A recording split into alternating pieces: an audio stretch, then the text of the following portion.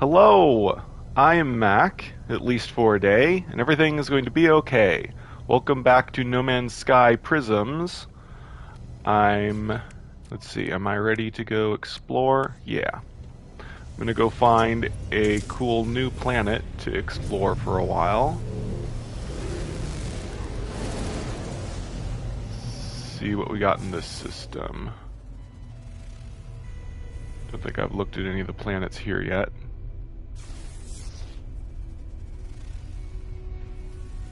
That's an exotic biome, but I don't know, it doesn't look like there's a lot of land. It's probably just tiny islands.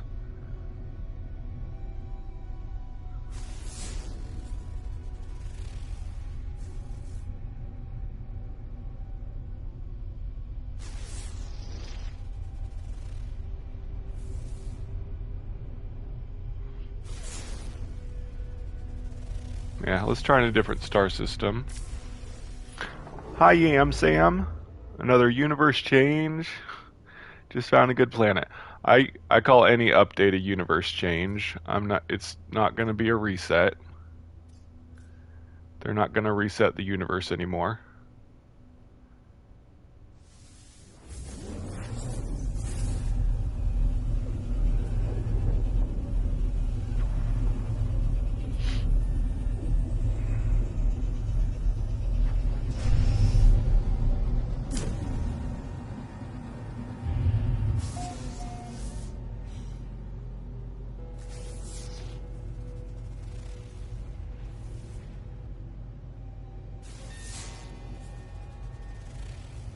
That's a lush planet. Let's try it.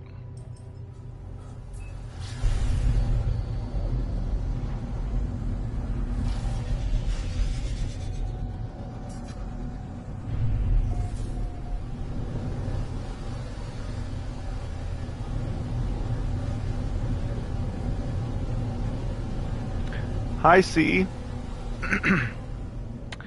Ah.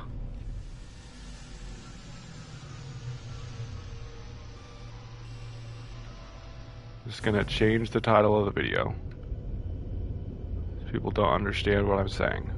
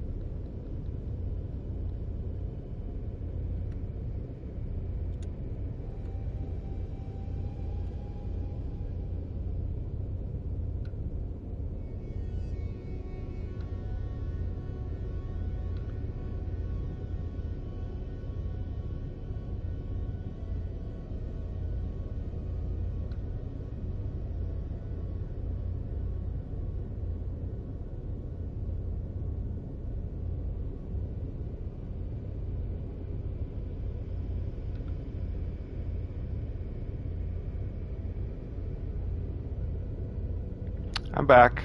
I changed the title of the video. If you refresh, you'll know what it says now.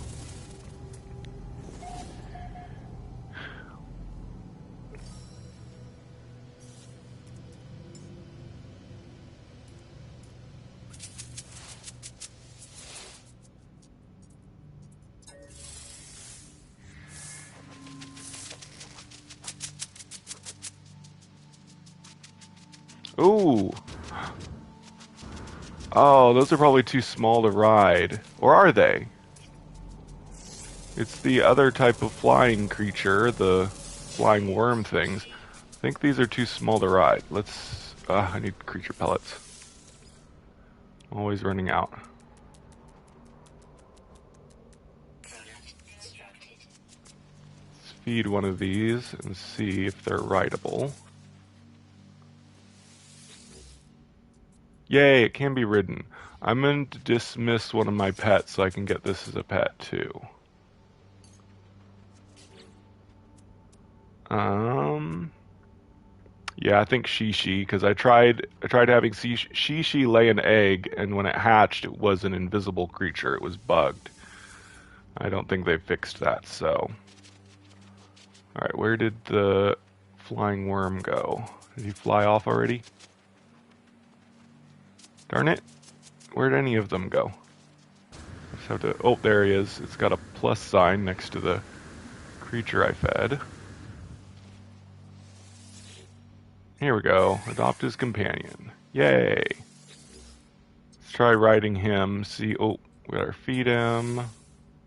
And pat him. Try riding him. He's pretty slow. Yeah, he's about as slow as a butterfly. Yeah, I'll stick with my beetle, but at least I've got all, as far as I know, all 3 types of flying mounts.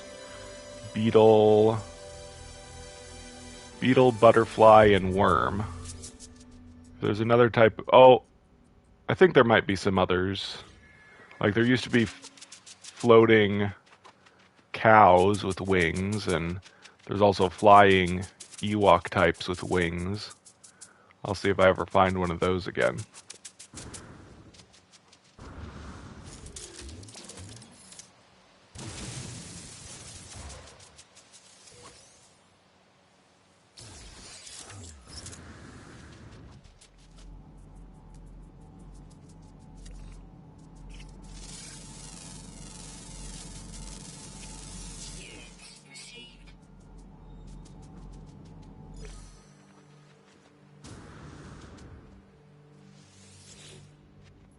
Quilloop is still my fastest pet.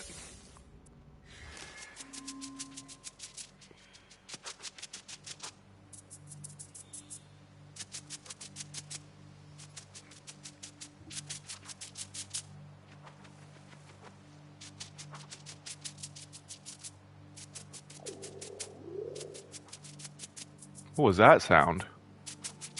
Heard a really weird sound effect.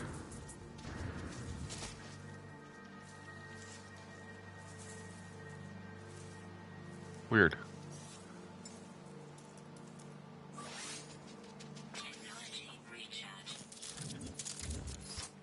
Oh, was it this creature?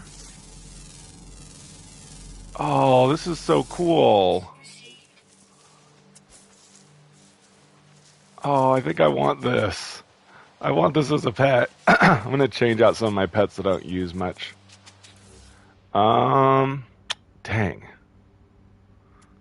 So many cool pets. I don't want to get rid of them. I guess I'll get rid of the robot. I can always get it again. I've got a base at the planet I got it from.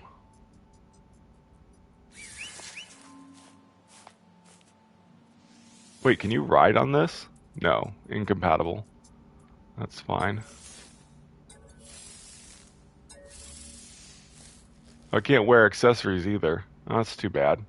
It's just a really weird creature. I like it though. Let's see. Oh, I never dug this up. I got distracted.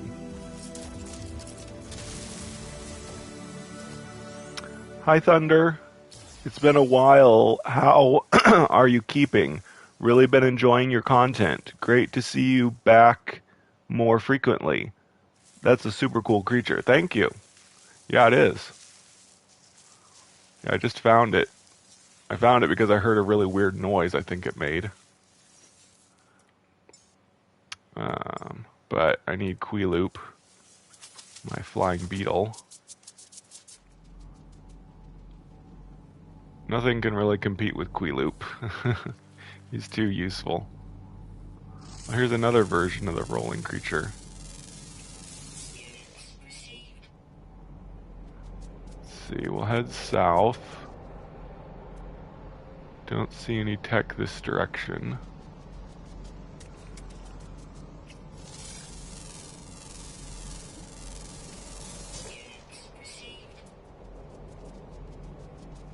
So we'll fly ahead.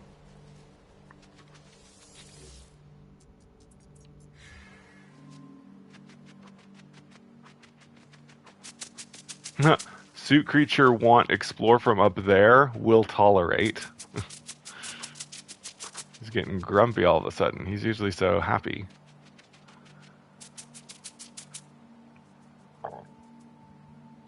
Oops.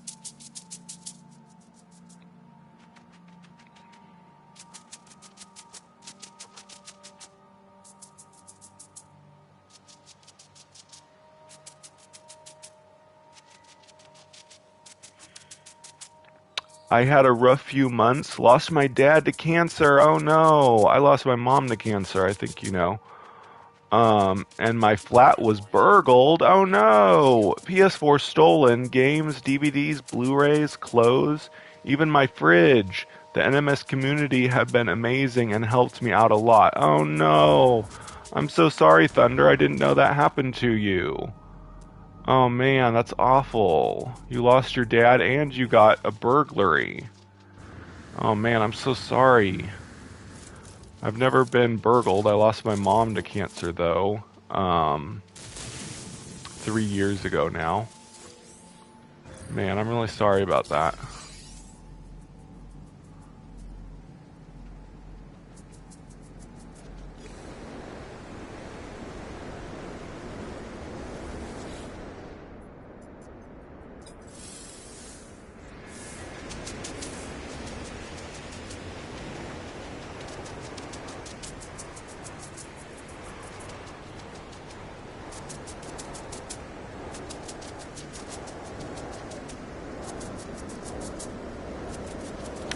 I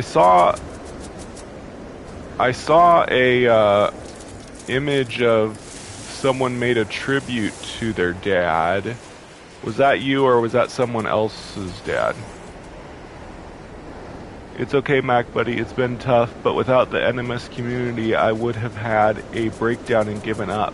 I remember about your mom's passing, God rest her soul. Cancer is terrible, yeah.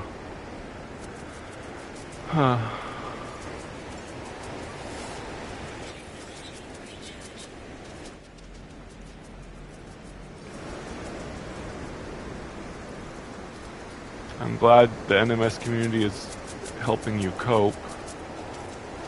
It helped me as well, to some degree, when I made a video about what happened. There was a lot of supporting people among my viewers.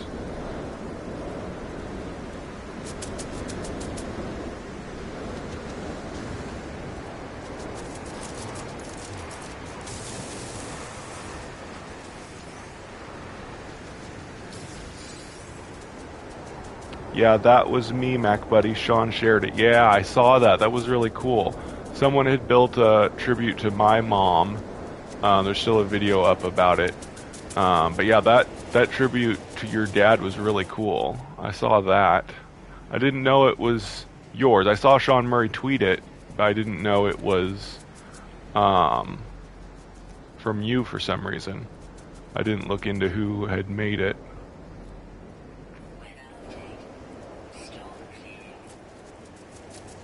Sorry about that. Sorry that I didn't notice that it was you.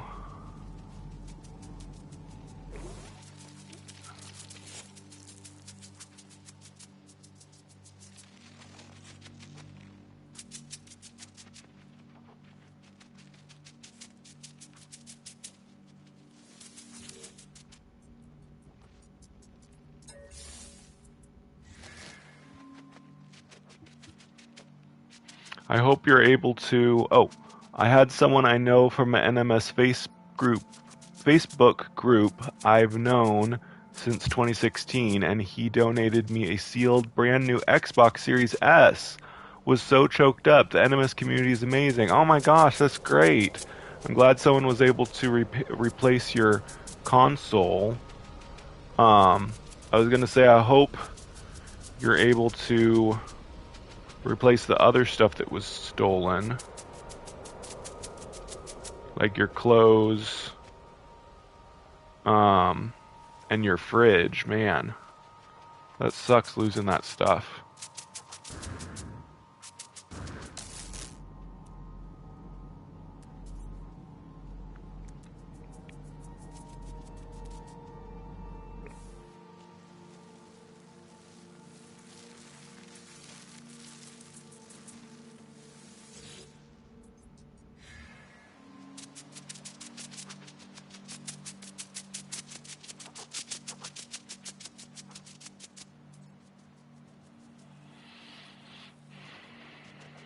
So were you able to get No Man's Sky on Xbox?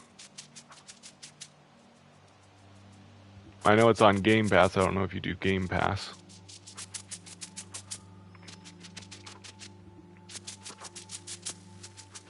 No need to apologize, Mac. It's all good, my friend. Yeah, I have Next Gen now, and NMS is amazing on it.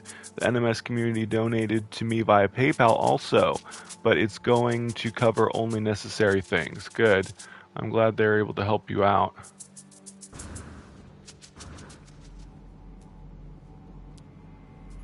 I've been going through some crazy stuff. I think you probably heard. I got really burnt out and had to quit my job. But I'm doing pretty well now. Still on antidepressants, but when I see my doctor again, I'm going to see if I can try getting off of them. I don't want to stay on them very long and get dependent on them and stuff.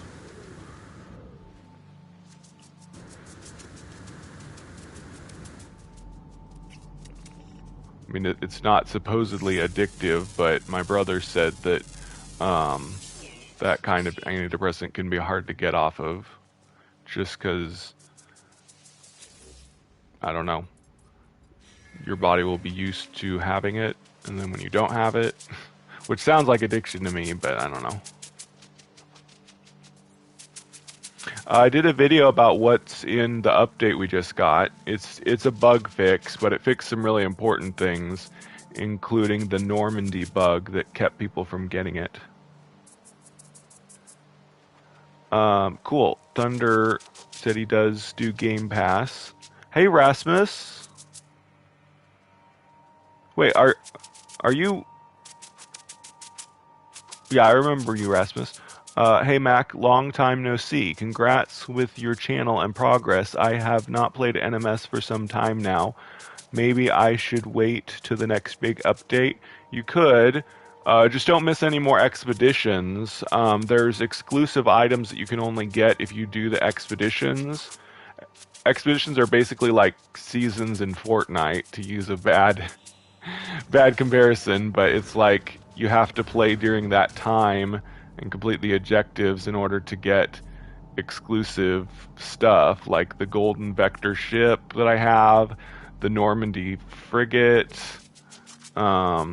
Those were the biggest rewards from the first two expeditions. Third expedition should be coming sometime soon. We don't know when, but there'll definitely be exclusive rewards from that. You could just get on to do the expedition and not play much else, but you're really missing out if you don't do the expeditions.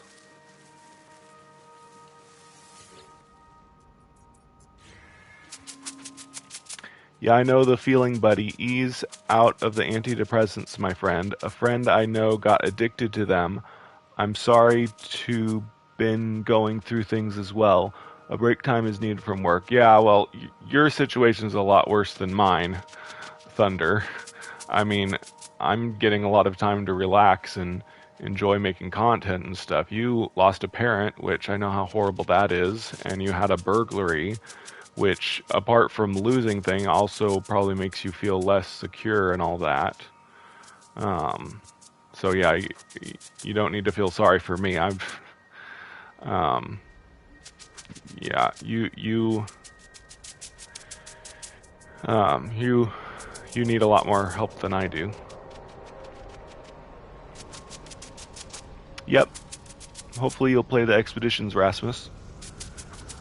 Oh, when's the update? Sorry, Nathan, I misunderstood your question. I thought you said what's in the update. Well, we know there's going to be an anniversary update at some point. We just had a bug patch, but yeah, I talked about that. Thunder says the Xbox Series S is completely silent, even with NMS. I can't hear anything from it. It's not as powerful as the X or PS5, but SSD is amazing and has the same CPU as the X. Yeah, my PlayStation 5 also doesn't really make any noise. I worry though because it does feel really hot when I touch it. I worry that it's actually not cooling down as much as it should. And occasionally I'll have trouble turning it on, like It just happened today. I tried turning it on by turning on the controller, and it wouldn't come on. So I got down and pressed the power button several times. It finally came on. So I worry that maybe the PS5 might have less longevity if it's not cooling down as much as it should, but I guess time will tell. Honestly, Mac Buddy, we are all going through different struggles at the moment in different ways, and while it's hard for me at the moment, I have my daughter and a life to live. Good. I have my cats. My cats are what keep me from being really lonely. Uh-oh. What happened to the thingy I had marked? Did I never mark it right? Oops. Darn it, I lost track of it. Maybe I passed it. There's one over there. Sometimes I don't mark them correctly. Yeah, I have two cats. 13-year-old sweetie girl, and then my ornery 5-year-old boy cat. I love them both like my son and daughter. They don't get along. They fight like brother and sister. PM said, did you ever grab Biomutant? No. Yeah, the reviews turned me off of it. I was excited about being open world, but then I watched one review of it that said it's a lot like Ubisoft open worlds in that there's a whole bunch of pointless activities all over the place. And yeah, I can't go buying $60 games that might not be all that great, so I decided not to pick that up. Thunder says, I think the next-gen consoles will need some updates over time, and newer models will be made. I even heard there is a PS5 Slim Pro in the works. There's always issues with new consoles. That's crazy that they're already building a new console. They just released the PS5. They need to be making the current PS5s more so that people can actually get a hold of them. Of course, the real problem is the transistor shortage we have now. Thunder says he loves cats. I used to have one and love dogs also, but they are hard work. Yeah. My cats are so easy. I just scoop their cat litter once a day and give them more food and water twice a day. I mean, they do make a mess sometimes, but I don't really mind it. They're super easy. I don't have to take them for walks or anything like a dog. But yeah, I just watched a video by Cold Fusion, if you've heard of him. He's a pretty cool channel. Of course, I've watched other videos before that about the transistor shortage, which is a pretty serious problem right now. Watch Cold Fusion's video about it. He goes over all the many different factors that have caused it. It's not just the pandemic. It's also like Taiwan having a drought, which sounds weird, but Taiwan is one of the biggest manufacturers of transistors, and apparently they need water to make transistors, and since they're having a drought, the government ordered them to use less water, so they can't put out as many transistors as they used to. So that's one thing that's causing the transistor shortage right now, which has affected next-gen consoles. Ooh, nice, there's a NPC. I'm gonna go check out his wares, just in case I'm interested. I swear, this is where they should sell space station overrides, and I'm pretty sure they don't. Yeah, just a bunch of X stuff. Oh my gosh, that's so funny that they have them sell Nip Nip Buds, because Nip Nip Buds are at least alluded to be like marijuana. So the black market trader is selling Nip Nip Buds. That's funny. It's not like they're a controlled substance or anything. Yeah, I don't really want any X. The problem with X is that they're random. They have incredibly random stats, so they can have good stats or they can have bad stats, so it's really not worth the nanites. And I'm saving my nanites for other stuff. Thunder says, yeah, I heard about the shortages. The X and PS5 are near impossible to find. Well, unless you are willing to pay thousands, yeah. I only paid 800 for my PS5. It had to come all the way from Hong Kong. But yeah, I got it on eBay, so I guess I got kind of lucky that it was under $1,000. Where'd Queeloop go? Oh, will comply. Where are you? I don't... Oh, there you are. It's always flying up where I can't see him. The person I know who gave me the Series S has a PS5 and Xbox Series S. Wow. And he got the Series S as a gift recently, but I know the Series S was not available for a while. A few places have them. Will freighters be affected by a reset? There's not gonna be a reset. There's not going to be a reset. I might have to change the title of my video again. Okay, I'm gonna change the title of my video again.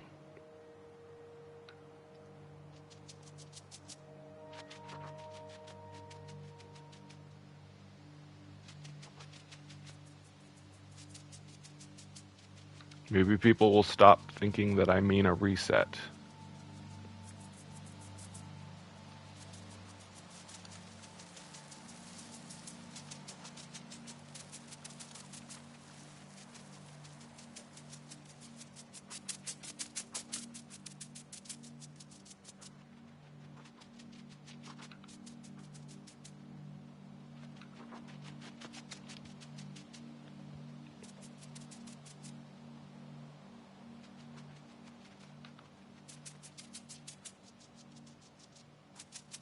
Okay, I changed the title of the video. You can refresh your page to see what it is now.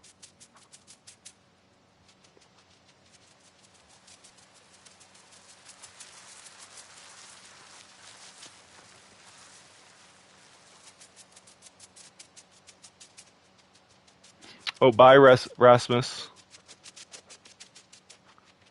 I changed it to say the anniversary update. So, of course, people will probably ask when that is. Anniversary update is typically around August, since that's when the game came out.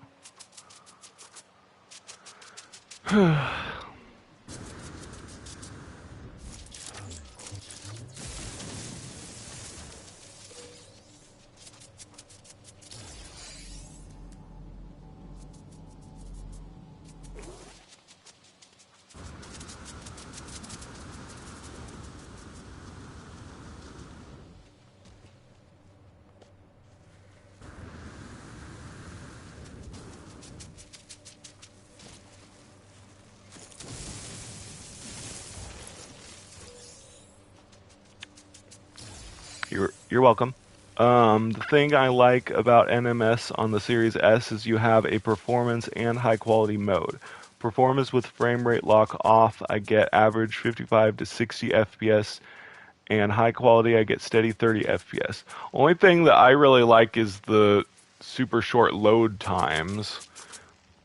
I don't really notice frame rate all that much. I haven't developed the sensitivity to even notice that there's a difference in frame rate. Obviously, if it's really laggy, I don't like that, but I haven't had like extreme lag in No Man's Sky in a long time.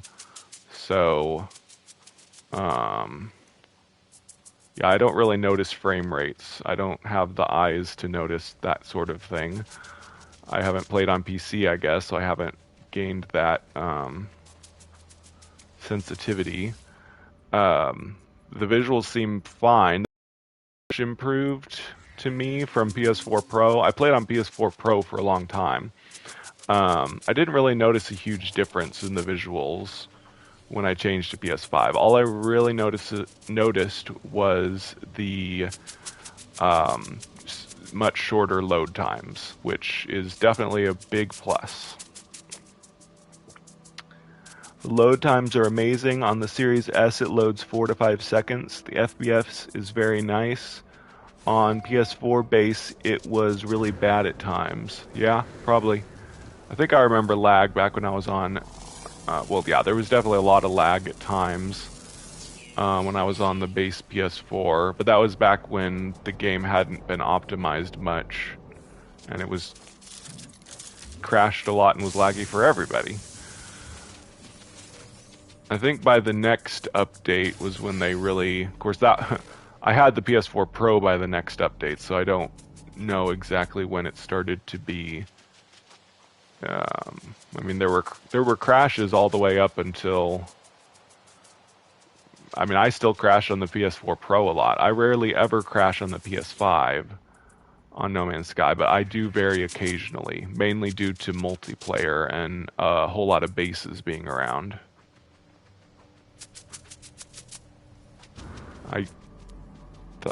I forgot to mark anything. Or maybe I just couldn't find anything. Oh, there's sac venom on this planet too? That's rare. It's offloading crystals, but not sac venom.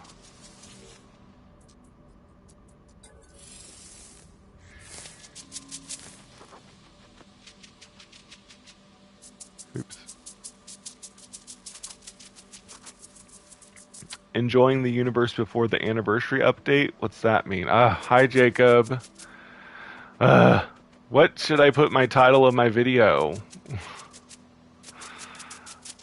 Maybe I'll just say enjoying the universe. Everybody always asks what my video title means. Ay, ay, ay.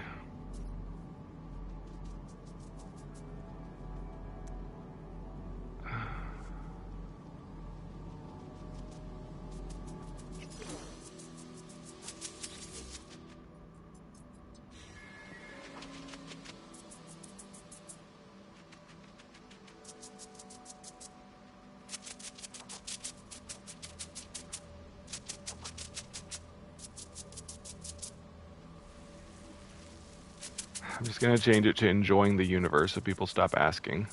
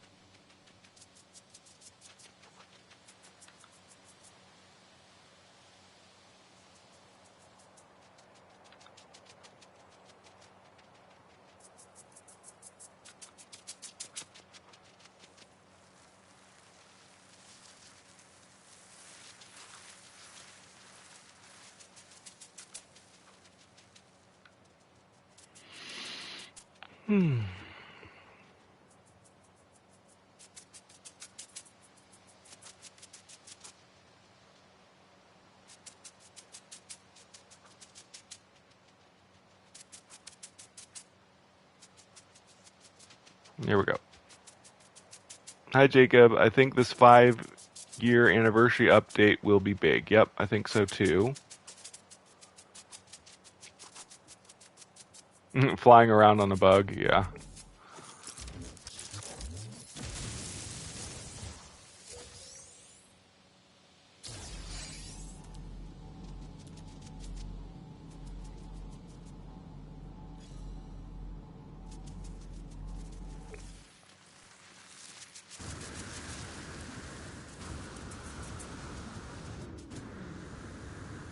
Yeah, me too. I can't wait.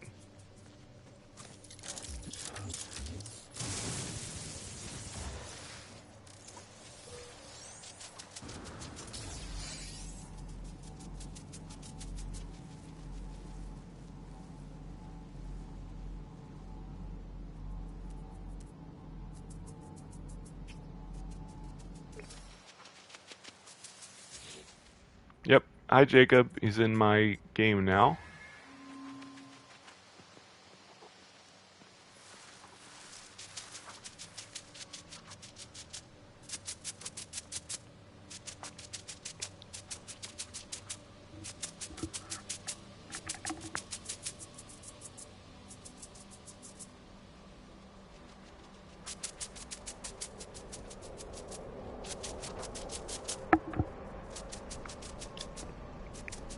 Imagine if we get cities, new settlements, better water and waterfalls. I really hope Hello Games do something with the Abyss storyline, and we can enter the void. Yeah.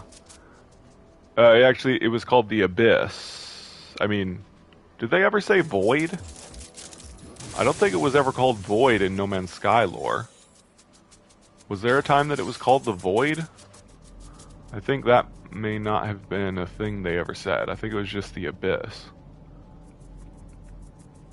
World of Glass is more the mysterious world that we've never gotten access to. I probably should have fed him. That would have topped them both off. Oh well.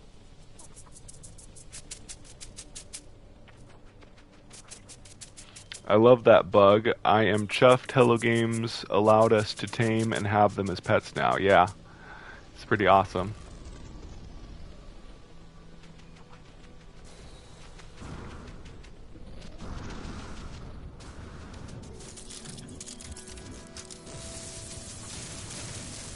Someone in a comment recently said they'd like it if we could, like, hack sentinels and make them pets. I think that would be really cool. I mean, we have other robot companions that are creatures on planets. It makes sense we could probably hack a sentinel. Probably not sentinel walkers. They probably wouldn't allow us to control one of those, since they're so powerful. And maybe not even the quadrupeds, but definitely the drones would be nice. Cool. Jacob's got the golden vector that I gave him. Hi, J-Spot. Good to see you. The Abyss is the enemy and the Void is where it is? Well, where does it say Void in the lore, though? I don't remember ever saying that. Do you know which lore line calls it the Void?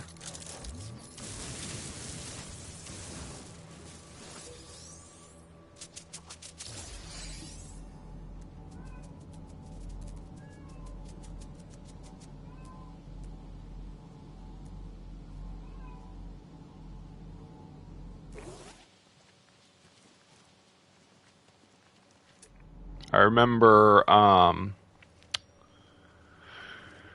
what's his name? I forgot his name. What was the YouTuber with the orange hair? The No Man's Sky YouTuber with the orange hair that said Jipper. Oh dang it. How could I forget his name? I can't remember now. I think he might have changed. Did he change his channel name to Jippers? Or did he change it back? I don't remember. But anyway, L Plays. Yeah. I knew it was one letter. I couldn't remember what letter. But yeah, L Plays was the one that said he thought that a future update was going to be called The Void. But I don't remember it ever being in the No Man's Sky lore. Oh, the recent weekend missions at the end of last year? Really? Huh, I don't remember that. I'll have to go back. I made videos about every single mission. I'll have to go back and see where it talked about the Void. You may be right. Just don't remember that. Cool. Huh. Yeah.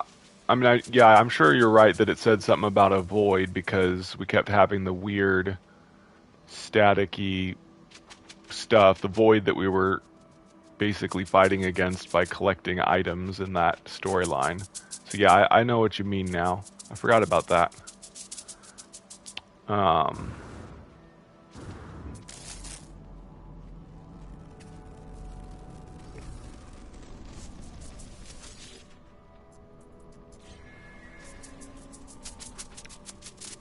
Yep, L Plays. It's too bad. It's been over a year since his last video. It's too bad he decided to stop doing gaming. I know he was doing a ASMR channel, which isn't my thing, so I tried watching it, but it's just not my thing, so I didn't keep watching it.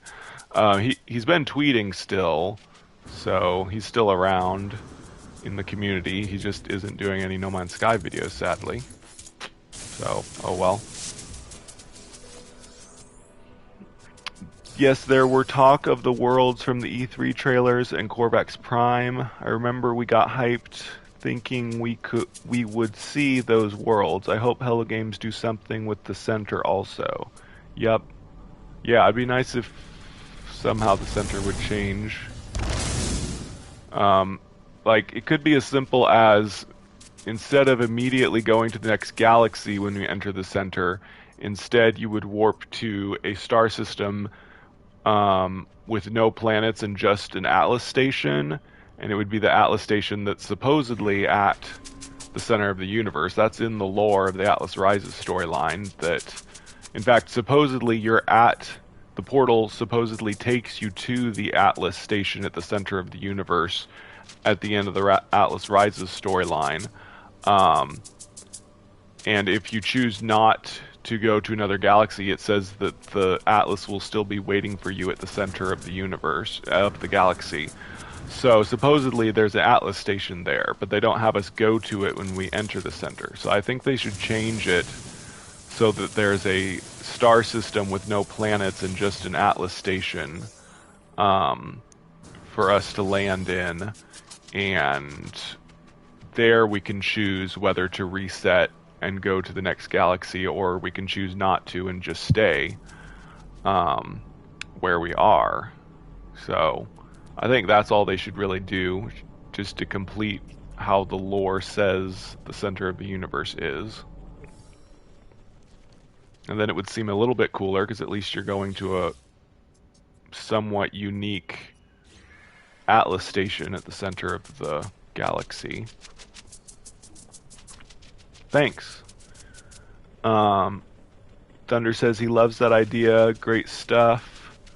I feel the center will take us to the void, where we will see this new race and worlds like Corvax Prime. Cool. I hope we get the world of glass, unless the world of glass is the void. The world of glass is talked about a lot in the base computer archives. They said they went there and they met a friendly sentinel and a member of the Gek first spawn and stuff. So it's like a world where beings from the past have been frozen in time and could potentially be rescued from there. But they still have never done anything with the whole world of glass thing, which has references in many different lore lines, but it doesn't seem like they really want to make it part of the game. I mean, I think they would have by now if they were going to make the world of glass in the game, so it may just never be a thing, sadly. Hi, Sean Clapper. Good to see you. I must say, love what Origins did with the terrain on a planet with huge mountains and insane terrain formations. Yep, I agree. Origins was a really good variety update. A lot better than the Visions update, which was supposed to be a variety update, but it didn't add enough variety to make anybody happy. But Origins did make a lot of people happy, including me. There's another one of those weird creatures that I have as a pet now.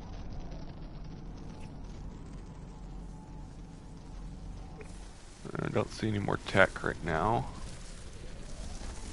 Where's Queeloop? Queeloop gets scared away. Oh, I don't think he's out. He's not responding. I must have lost him somehow.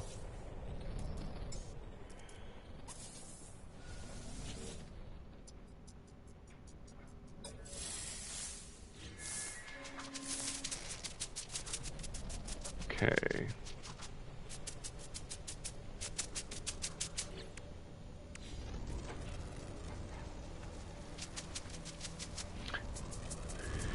Pretty soon I'll do some derelict freighters, Jacob, if you want to do those with me.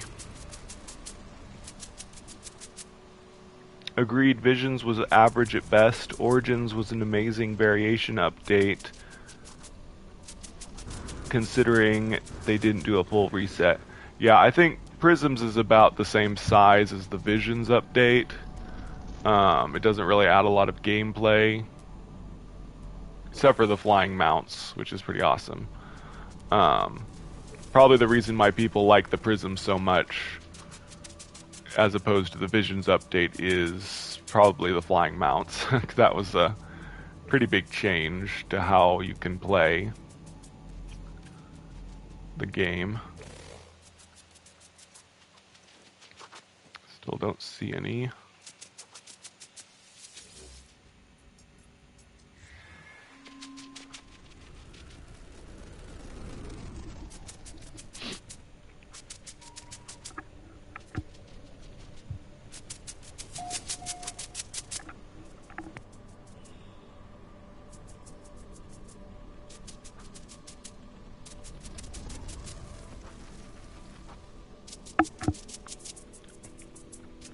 Maybe the well, I'm getting behind here. Hopefully Hello Games continues to expand on Origins, like deeper oceans with more fauna. Hi, Daniel Hipley. Fishes as pets. Yeah, fishes as pets would be nice. I'd love to have a aquarium. Well, I mean, there's an aquarium Quicksilver item, but I mean an actual aquarium with creatures that you've captured or whatever. A big fish tank of water to have them as pets, and more than 6 pets. Maybe the occasional violent sea with storms and waves if they can. Thunder says, agreed, Sean, we need Hello Games to keep adding to Origins and making improvements to Variation. Oceans need improvements and in animation as well. Sean says, yes, what Daniel Hipley said, and exactly to Thunder. Someday I might have to stop reading all of the comments. Thankfully, it's not like a Twitch stream. Like, I've seen really popular Twitch streams where the comments are flying by constantly. Hopefully, well, I probably will get to that point someday. But I'm going to enjoy it going slow enough that I can read everybody's comments for now, at least. I'm a little scared. As I get more popular, things are going to change. I won't be able to read and respond to every comment on my videos eventually, and also chat in live streams might start to get too fast, but we'll see. We'll see how things goes. The scary thing about being more popular, the more popular you are, the more negative criticism you'll get and all that, which, as I've said, I don't really mind criticism that much. But if it eventually gets to where there's just tons and tons of negative comments on my videos because so many people are watching it, that might get a little difficult. But with popularity comes difficulties. But we'll see if I really ever grow that big. Can't have it both ways, unfortunately. Yeah, fishes, pets, but huge sharks you can ride on and hunt with. I'm so grateful to Hello Games that they keep updating and expanding the game. They could have stopped ages ago, but I can tell they see more possibilities now with next gen out. Yep. Although, I mean, obviously some changes are next gen specific. Well, pretty much every platform got the same changes in this update other than the DLSS for PC. DLSS is PC only currently. But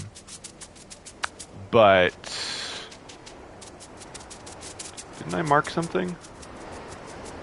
Oops. However, one thing that didn't get some of the changes was PSVR. Excuse me, which makes sense because they're very limited how they can improve PSVR, especially on PS5. And but I do think, darn, where was I going with that?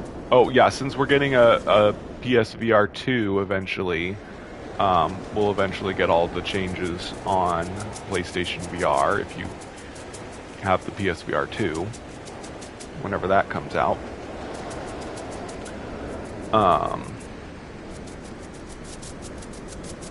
How about large undersea predators on some planets? We used to have the shark things. We still have the shark models. They just don't attack you. And we've got the giant anglerfish that appear when you mess with the hadal cores. But yeah, even bigger and more common enemies underwater would be cool.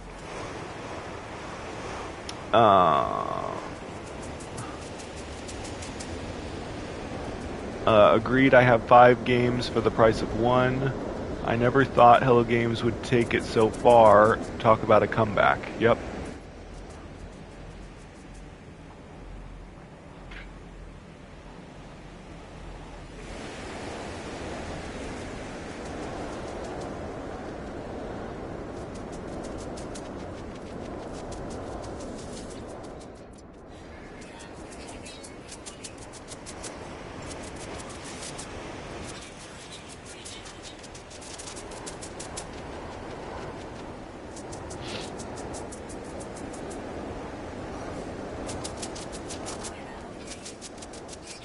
Oh, I just noticed riding on a mount still,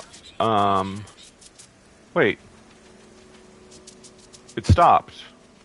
My life support was, oh, there it is. Sometimes my life support's going down, sometimes it's not. That's weird. And sometimes it goes down faster. It's like, when my Queeloop is going up, when my Beetle is going up, my life support goes down with 2 arrows, and when it's going down, it only goes down with 1 arrow. So it's kind of like with Jetpack. It's using up my life support about like, hey, baby girl. Hey, Nico, you be nice to your sister. Leave her alone. My boy cat's always being mean to my girl cat. Like I said, they're like brother and sister. They're always fighting for attention and territory. He's the one with claws, so I never declaw cats because it's inhumane. I could tell you all about declawing. Sorry about the tangent, but Maggie is declawed. I got her recently, so it wasn't my choice. She was already declawed. She's an older cat. I think some veterinarians don't even declaw anymore. I think most veterinarians don't declaw anymore, which is good. I'm glad. But anyway. Maggie's exploring. I mean, when you look at other devs, Hello Games honestly blow them out of the water. Elite Dangerous charged for Odyssey, and it's not even what was promised and broken badly. Sandworm has a pet that would be nice. Oh my gosh. I don't know. We could never have sandworms as a pet. We could have smaller sandworms. I saw a burrowing worm thing that reminded me of a miniature sandworm, but burrowing creatures can't be pets currently. I wish they could, but I guess the way their animation is, burrowing creatures are constantly moving. They never stop moving. So unless they would circle around you, which I guess is possible, but they never sit still. You definitely couldn't ride them. I guess we could have them as pets, but yeah, for whatever reason, they chose not to have burrowing creatures as possible pets. Yeah, but a miniature sandworm would be nice, but a giant sandworm, there's no way you could ever have that as a pet. That's just not possible. Nico, leave her alone. Nico. Okay, just a second.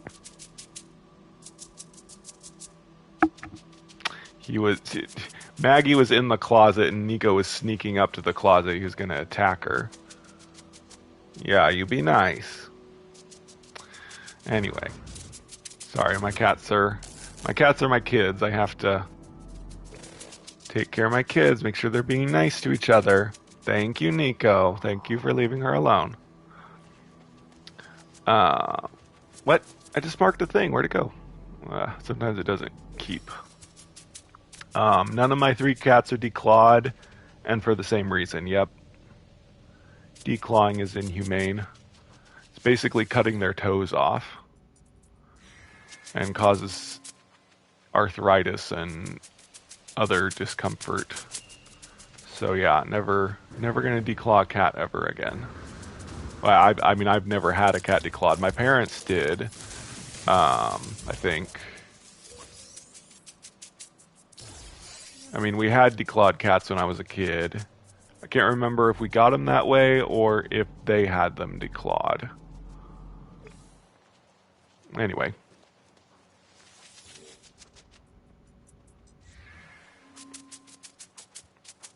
I know Willie. Willie was a cat that I had when I was a kid. I know we got him as an adult and he was already declawed. Sugar we got pretty much as a kitten, so we may have had her, they may have had her declawed, I think. Can't remember. Yep, a zoo would be cool, yeah. I really hope... Hi, Lord Markov. Good to see you. Oh yeah, I didn't see Lord Markov was the one talking about 3 cats. Yeah, I really wish that they would make it so that we could summon our pets at our base and just keep them there. And then, you know, if we wanted to, we could build what looks like a zoo and we could have our pets be inside, you know, the certain pens or whatever. So you could make your own zoo and all that. But unfortunately, you can't leave your pet there. You can just have your pet out near your base. Can you even... I need to check sometime. I don't think you can even take your pet inside a building at your base, which is a shame. Oh, okay. Jacob, I'm gonna get this last buried tech, and I'll go turn in buried tech, and then we can do some derelict freighters. Thanks for waiting patiently.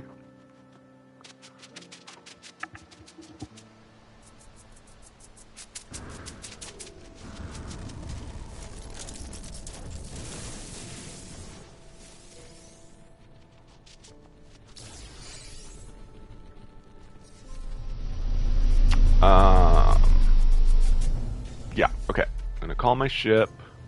We've got the same ship now, Jacob. 2 golden vectors. And actually they're technically the same. Well, actually no. I loaded a different save on my PS4 version of the game to give him my golden vector, so it's technically not the exact... Well, I mean, I guess technically it's the exact same ship because all the golden vectors are the same. His is slightly different though, because when you use the trick to give it to another player, it downgrades it to a different class. So it's not automatically an S rank. But anyway. Yep, True Zoo would be cool. Can't see the golden starship traits? I didn't try scanning it. Yeah, I guess they still haven't fixed it so you can see other players' ship stats correctly. I'm gonna try right now. I'm gonna try scanning in the Nexus, see if I can see anyone's ship stats. But I think it displays the incorrect information anyway.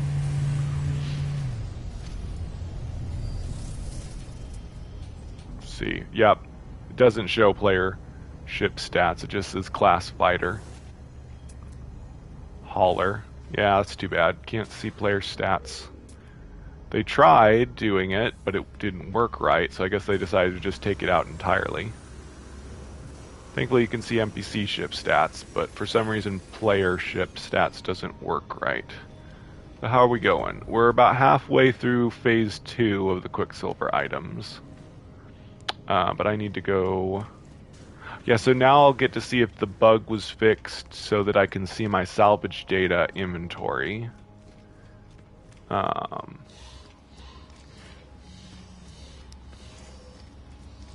I know it definitely wasn't there recently. I don't remember it ever being there, but Maybe I just forgot it. Oh, yep, there it is. I think I kind of remember this being there, but it's been a while. I'm glad they fixed it. I mean, supposedly someone told me it's just been since the Prisms update that it disappeared, but I guess I remember it being there. Man, my memory's getting bad. I remember some things really well, but some details my brain doesn't decide to memorize well.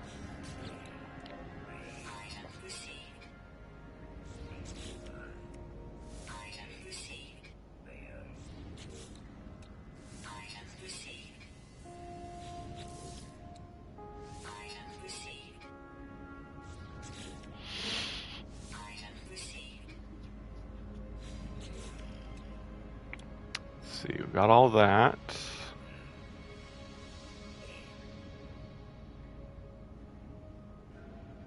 Looks like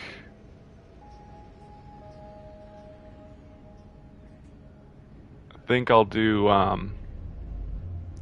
lights. Yeah, I'll do lights next.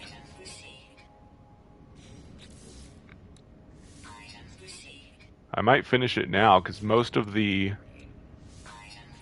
less popular stuff, like decals, are all one salvage data, so I might just get everything now. I won't have to do this anymore.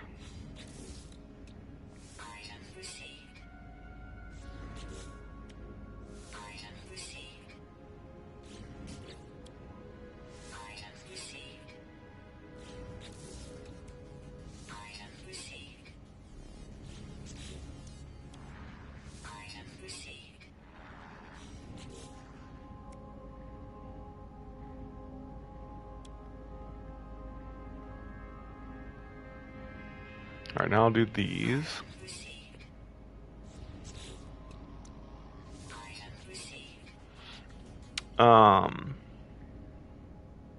Okay, Jacob upgraded to S rank, and I have all upgrades for it now. Yeah, it works. Thunder says, I started a new save for NMS and just taking my time with it, but I hope another expedition starts soon so I can upgrade quicker, etc. Yeah, me too. I'm almost done from my break from No Man's Sky. Oh, I didn't know you were taking a break, J-Spot. Jacob says, I'm eating at the moment, so go ahead and do that. Yep, I'm doing this. Can't wait till we get bubble pipes. I don't know. It doesn't seem like it's in the Quicksilver items anymore, so maybe it'll be a expedition reward.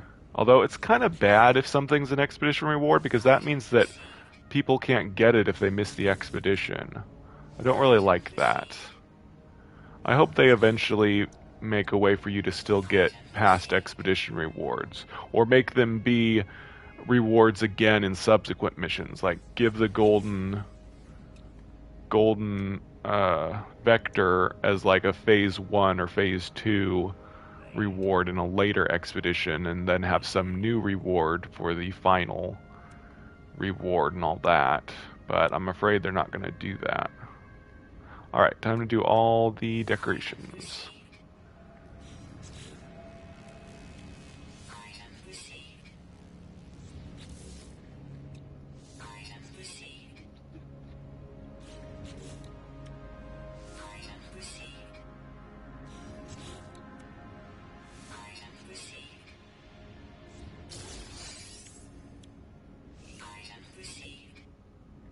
I think somebody just gave me an item.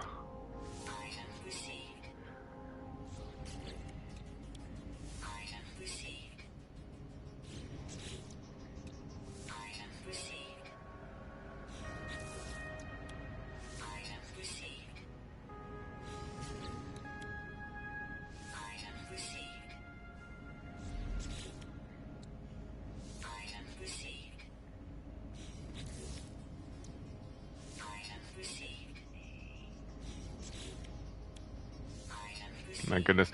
I wish there was a buy all button. There's got to be a faster way to do this. Oh well. You only have to do it once and then you're all done. But yeesh. A purchase all button would be nice. If you have enough salvage data, you should be able to buy everything. At least everything on the current page.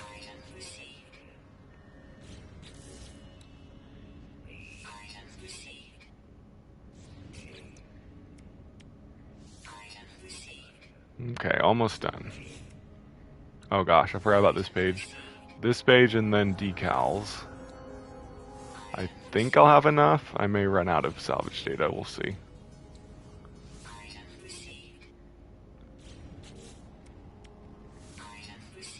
Once I get all these unlocked, I'll work on finding an even better cave, and that won't be in this episode, but next time I'll probably search for a good cave and build a really cool base inside of the cave. That is the plan, because when I was making a cave base, I was missing a lot of parts, so that's why I decided to start working on getting all the base parts unlocked. Ooh, I didn't know there was that kind of locker. I knew we got the blue locker from Derelict Freighters, but I didn't know about that one. I don't remember these at all. Those are cool.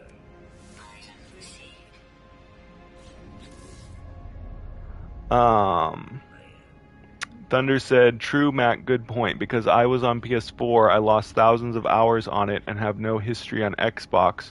So all those expedition rewards before I will never get now." Yeah, exactly.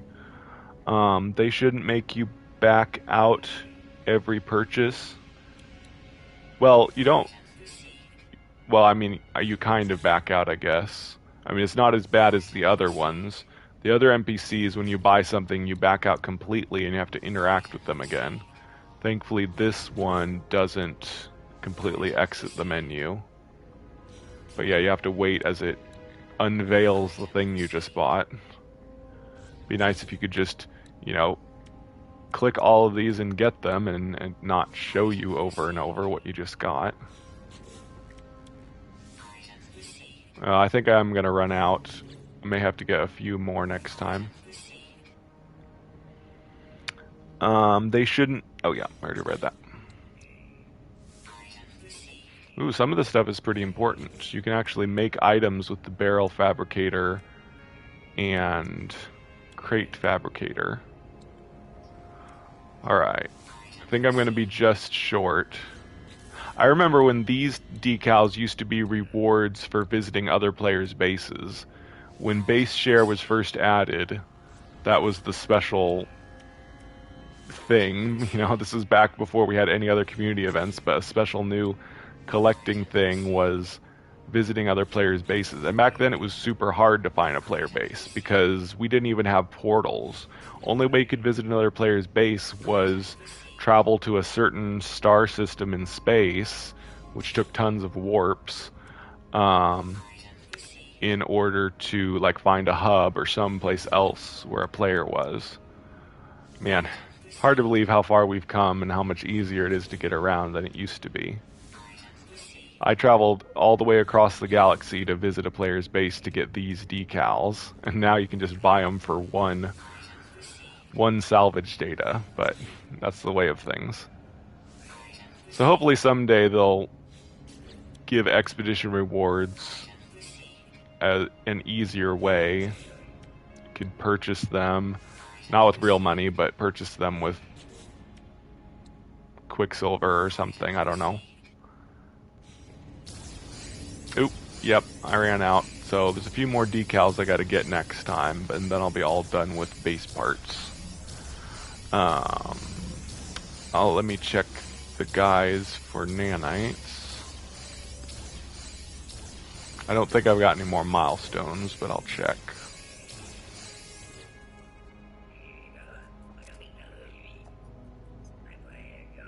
Nope.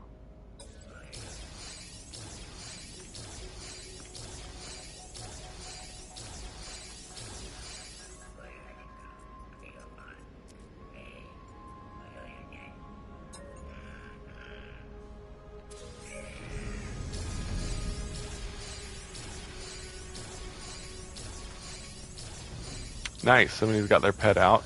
Pet energy ball. Should take mine out. How is my Diplo doing? It always seems like it's gotten bigger, but I can't really tell for certain. I think it's getting bigger. I'll look at her age, see if she's still an infant. My gosh, she's getting really big. She's definitely getting bigger, I'm sure. Whoops.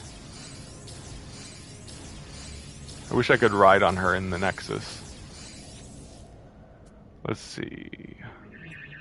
It still says she's an infant. She's way, way bigger than she used to be. Oh my gosh. Yeah, oh my gosh, she's gigantic.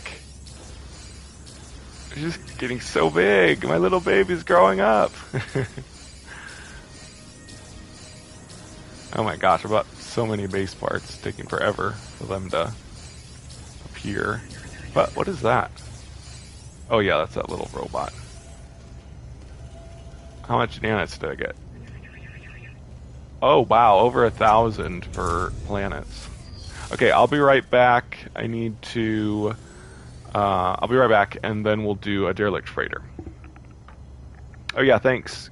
Sunder said cute Diplo.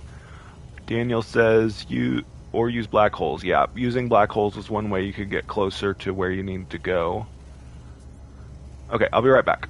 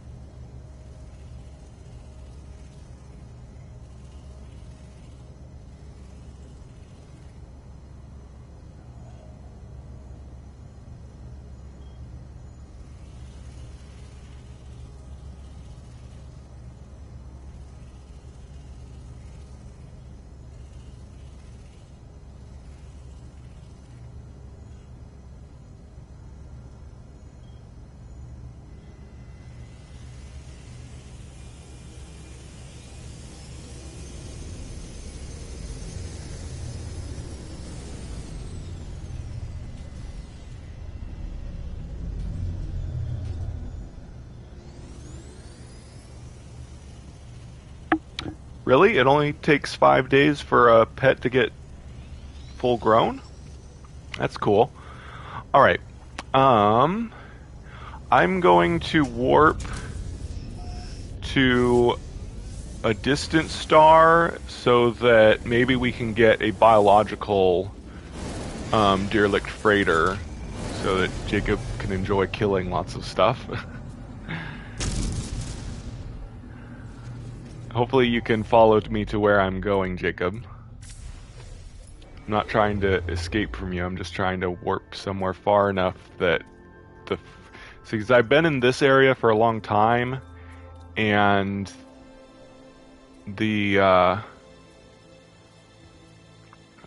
freighters... Oh, that's out of jump range. Yeah, the derelict freighters are always... non-biological. They always have just turrets and stuff. So I'm going to try to go to a different star system so maybe we can get a biological one with biological horrors to kill. But I'll wait till you get to the star system that I'm in, Jacob.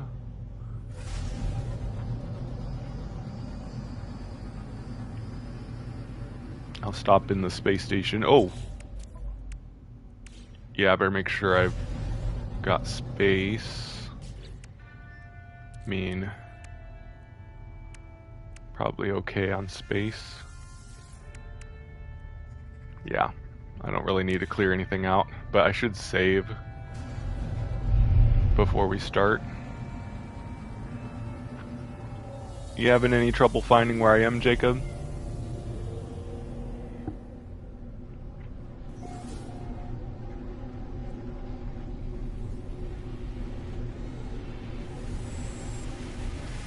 Chain warping would be cool.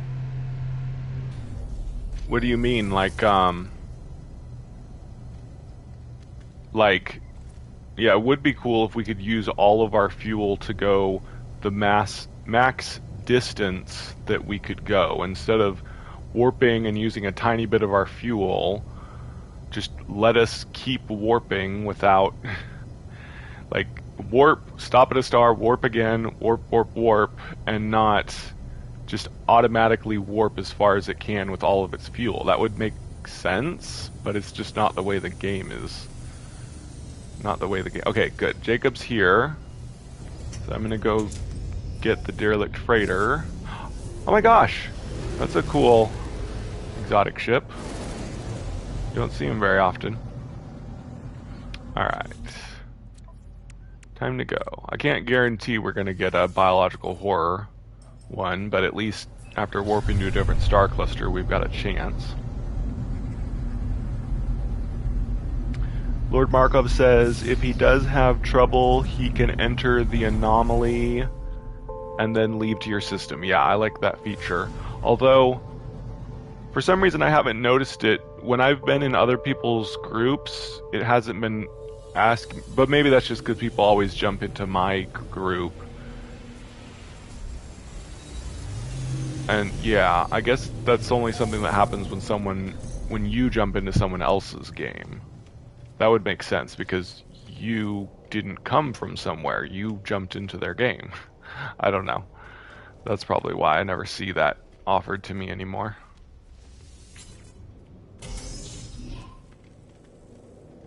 But it would make sense if we were in different star systems, I could do that. I don't know.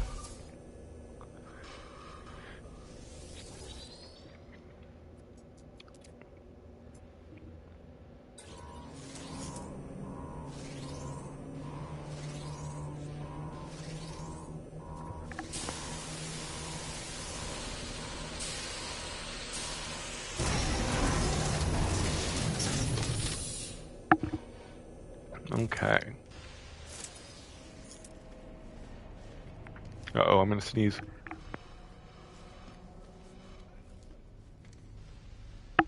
I sneezed. Okay.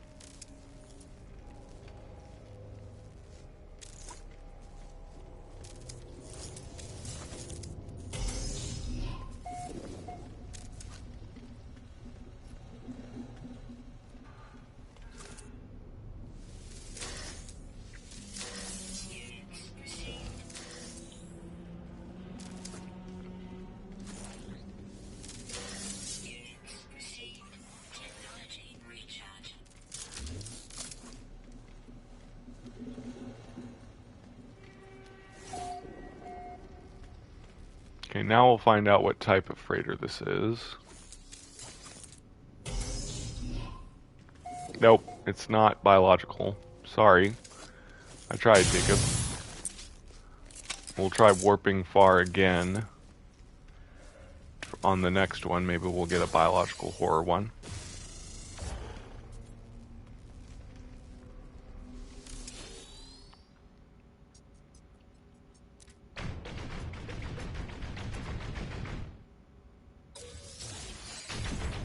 Nice.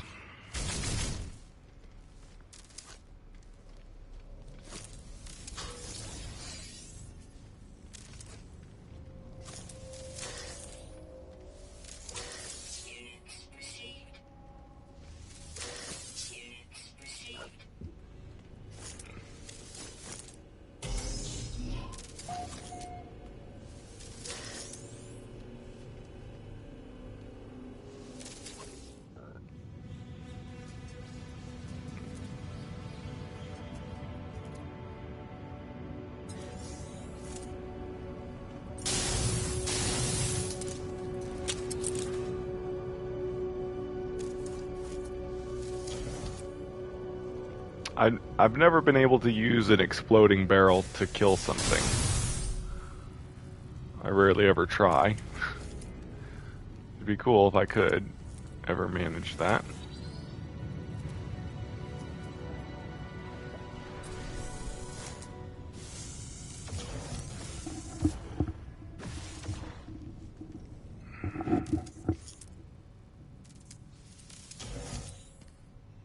Oh, that was creepy. That debris up there that I created.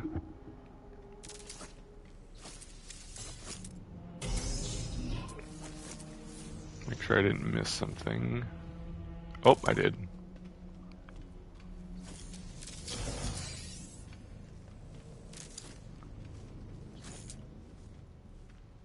Down we go.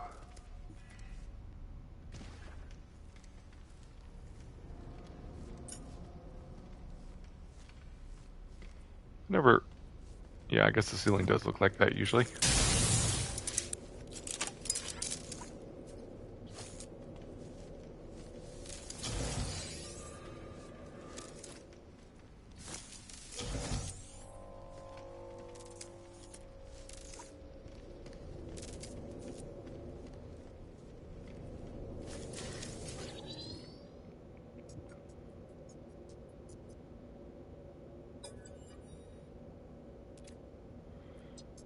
Yep, tainted metal. Do you still need to get the tainted metal items from the dude? Scrap dealer? You can also turn them into nanites if you refine them.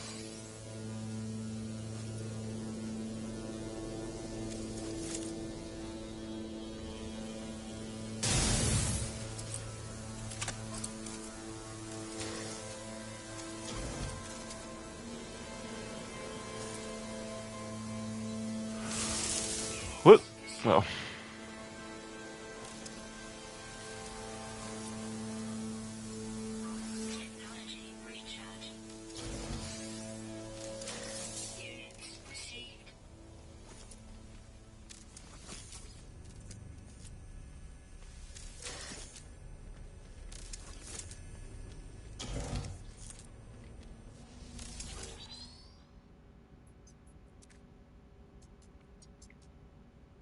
Oh no, Underling Urinal. What an unfortunate name.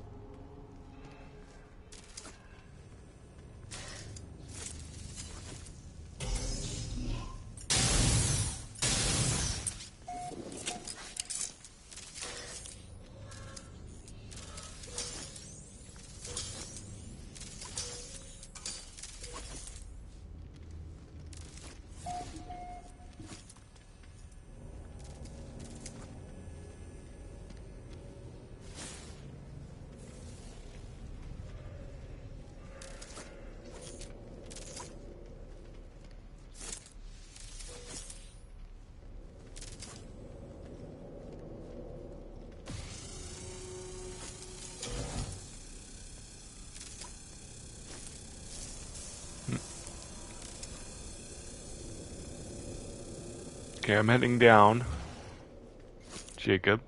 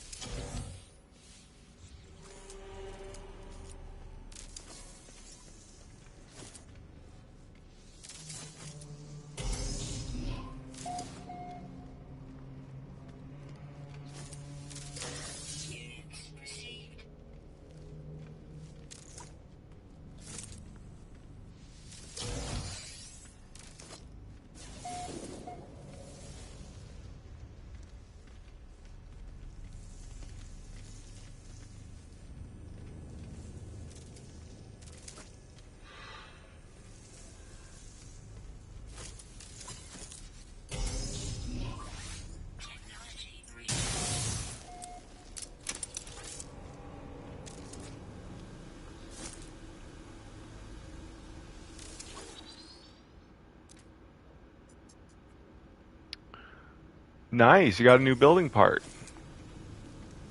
Yep, I collected all of these on this save. All the building parts from derelict freighters.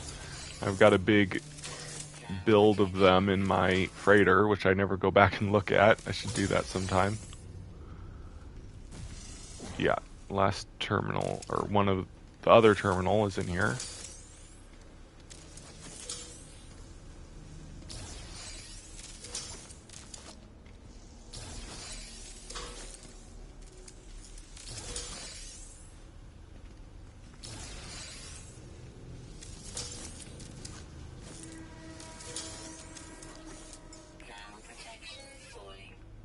J-Swat says, tainted metal sounds like a heavy metal band. Yeah, that is a cool name. That would be a cool name.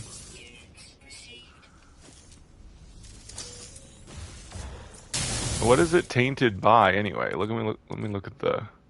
Shredded fragments of a soft gray metal. Its surface is porous, and when touched, it oozes ever so slightly. Found in the creaking wreck of a derelict freighter. The space station scrap dealer may find this interesting. It oozes? So is it tainted with, like, slime from the biological creatures or something? I guess. Huh.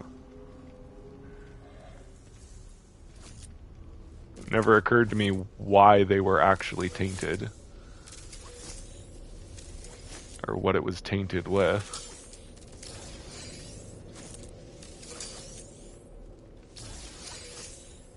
I guess I assumed it was rusty metal or something? I don't know. Or it has evil inside of it. It's tainted by sin. Hi, kitty. Been nice to your sister? Huh? Meow.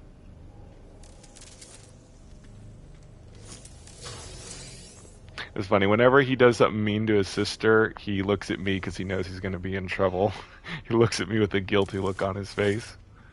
It's like he knows he's going to get in trouble if he attacks his sister, but he still does it anyway and hopes that I don't get mad at him. Ugh.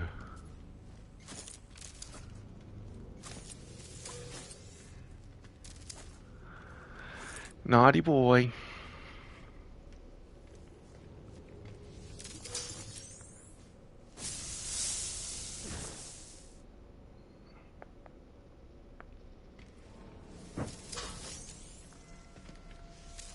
It's a shame they can't be friends.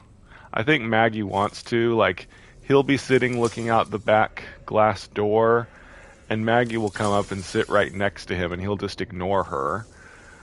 And then eventually, if she gets too close to him, he'll, like, bat at her with his paw and scare her off. So it's like Maggie wants to be close to him and be his friend, but he's having none of it. He's too jealous and wants me all to himself. Doesn't want to share. Or he's just territorial and doesn't want another cat around in general. What? I didn't think I got these yet. Oh, I did.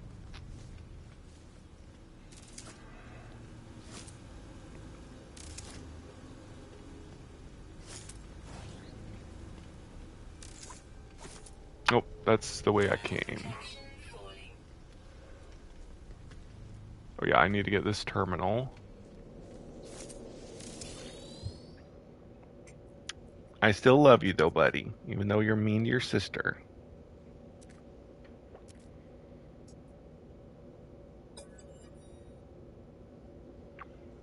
Hide and seek on a derelict freighter is fun to watch.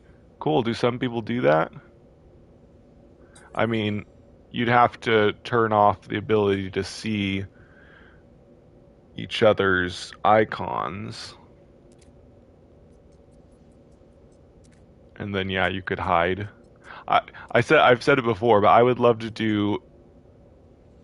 Oh, machine friend is correct. We must be free of our flesh to reach our potential.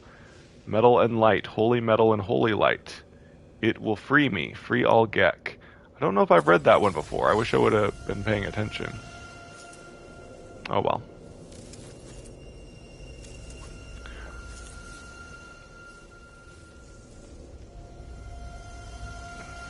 Oops, I missed one over here.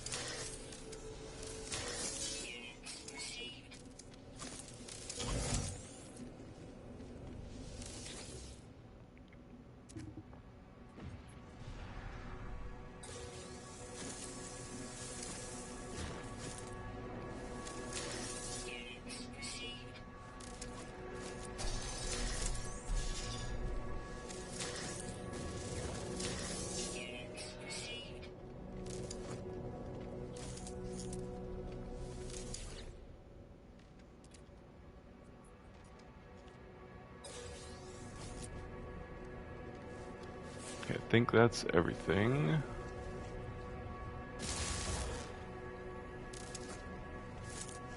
Yeah.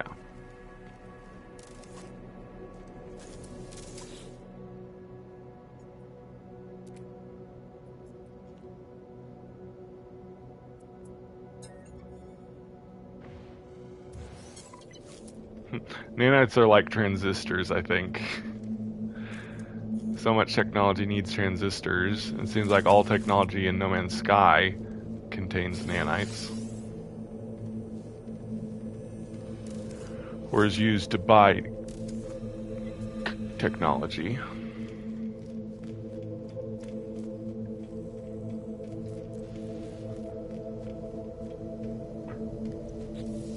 Oh yeah, I should start processing some of this into nanites.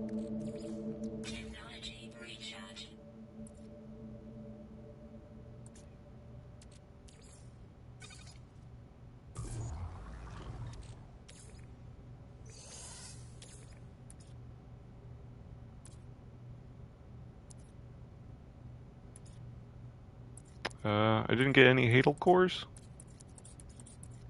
Guess not.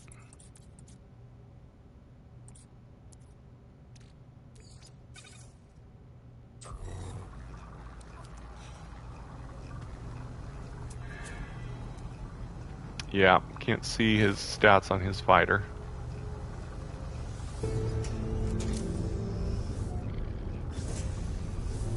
Even if they're in your group. That's too bad.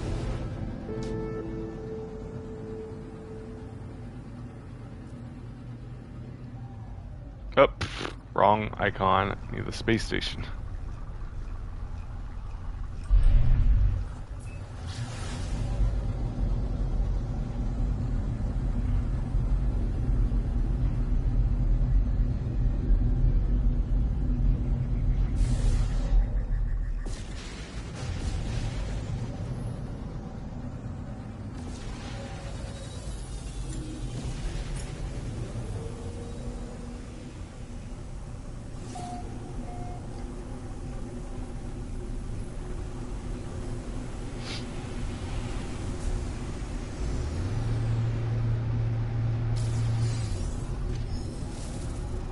Oh, thank you.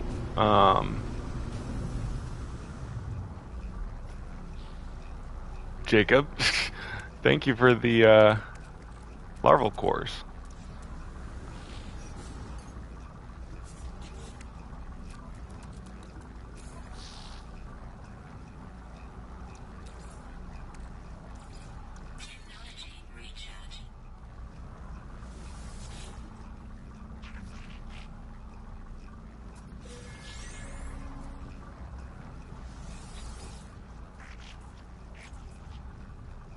Yep. Scrap Hero seems to always buy them now. Seems to never be donate anymore, which is fine. Makes it easier to know who to go to.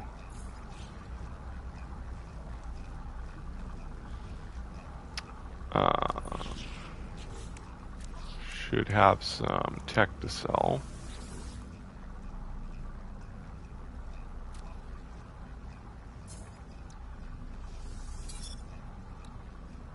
I use the scatter blaster, but I think it's fully upgraded. Yeah.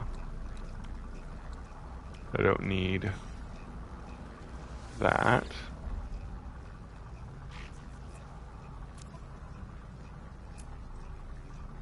So, this.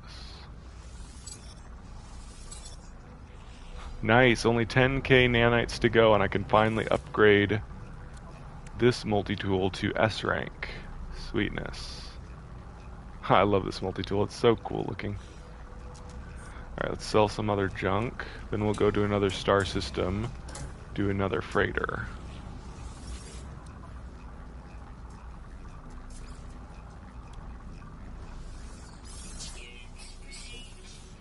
Pretty sure I don't need salvage frigate modules anymore on this save.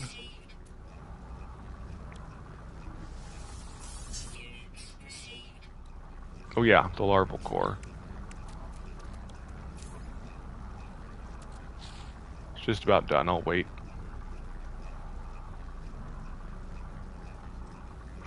J-Spot, thank you for the $2. I really appreciate it. Thank you so much. That really helps me out. Do this. Thank you for the super chat. I really appreciate it. What does the horrific flesh helmet look like? Oh, it looks exactly like the little biological horrors on derelict freighters. So it's basically like your head becomes one of those things. Just cuz. Is what J-Spot said. Yeah, I need to sell stuff.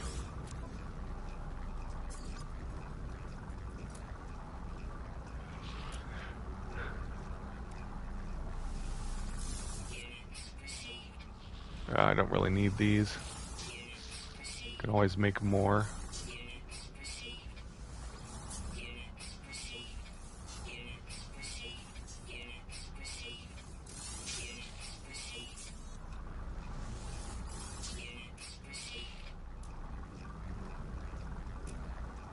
Yeah, I keep the Viking dagger though.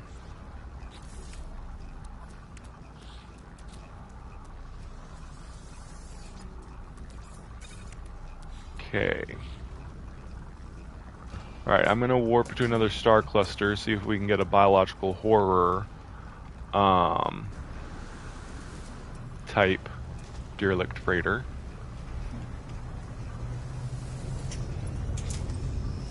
Save real quick.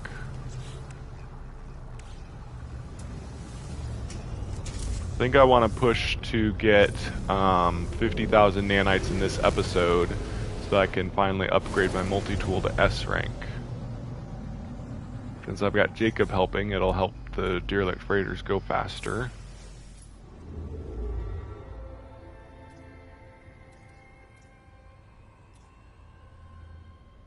Wait, this isn't the right way.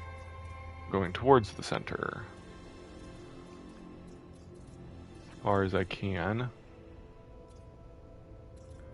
Okay. Alright, I'm warping Jacob. I'll wait for you once I get there.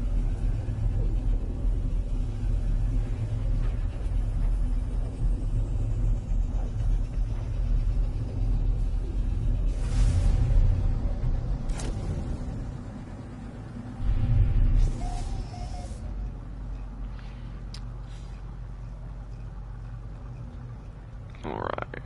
I'll land on the space station and wait for him.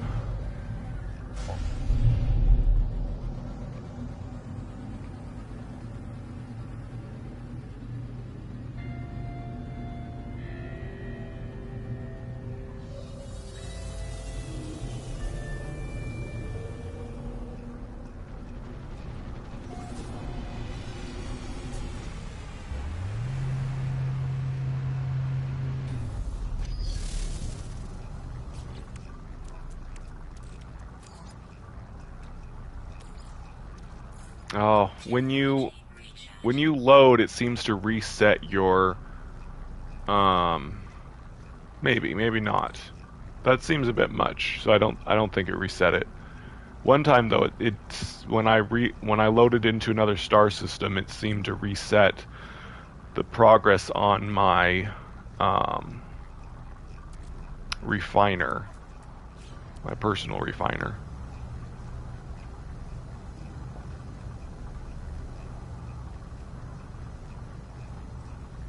Okay, well, I'll be right back while I wait for Jacob.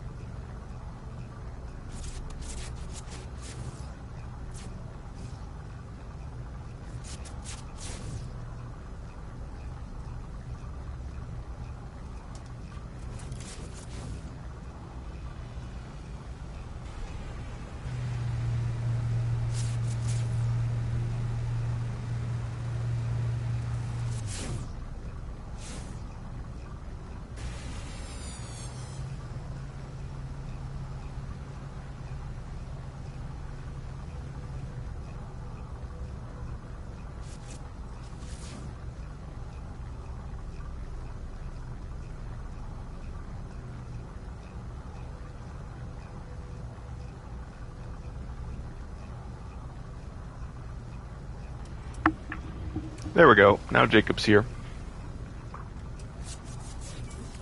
See, this should be done. Almost.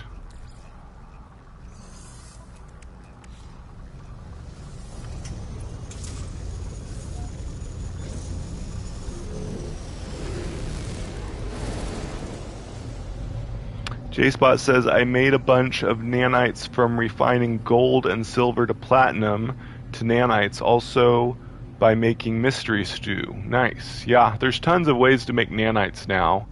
It used to be super hard to get nanites. It was like, oops, wrong thing.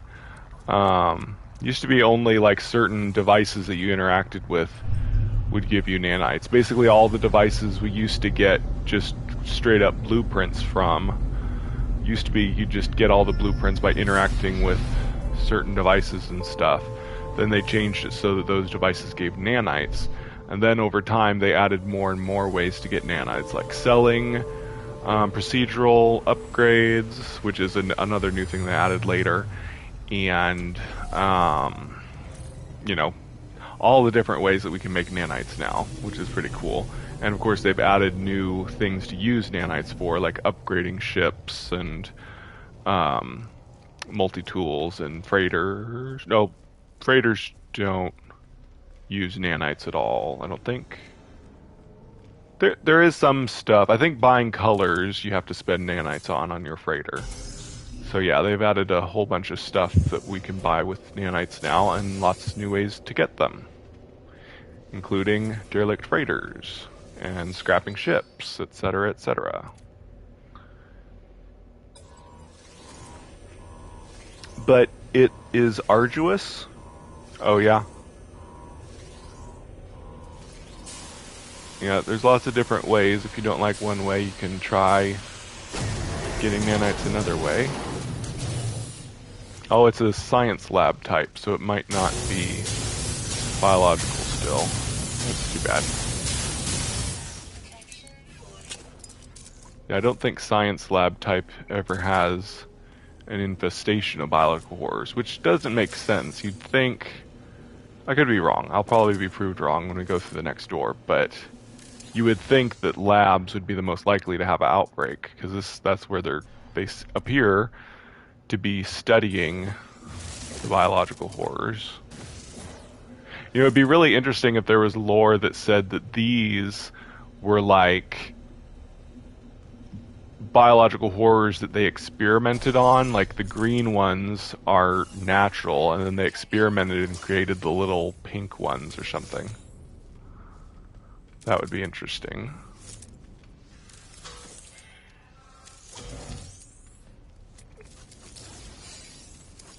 That's the way we came. Did I get everything in here? Yeah. I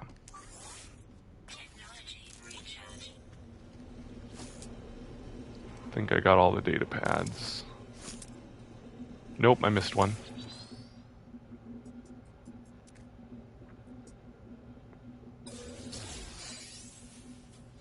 Cool. Yeah, it's good I didn't miss that one.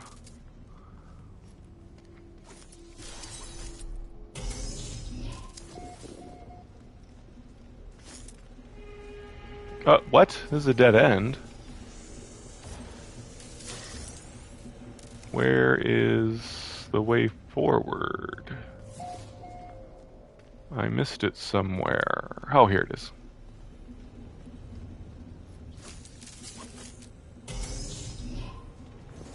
Oh, it is biological.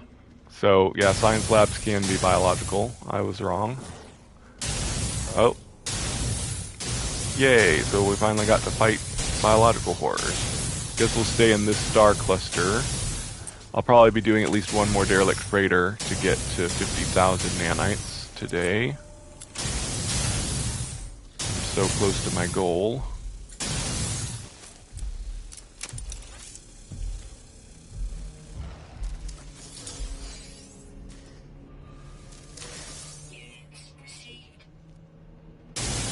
Oops.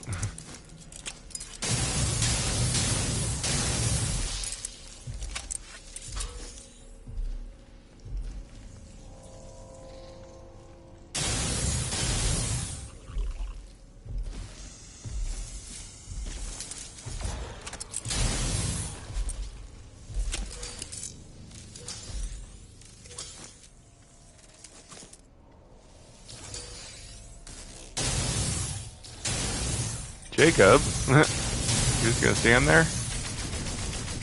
Oh, there he goes.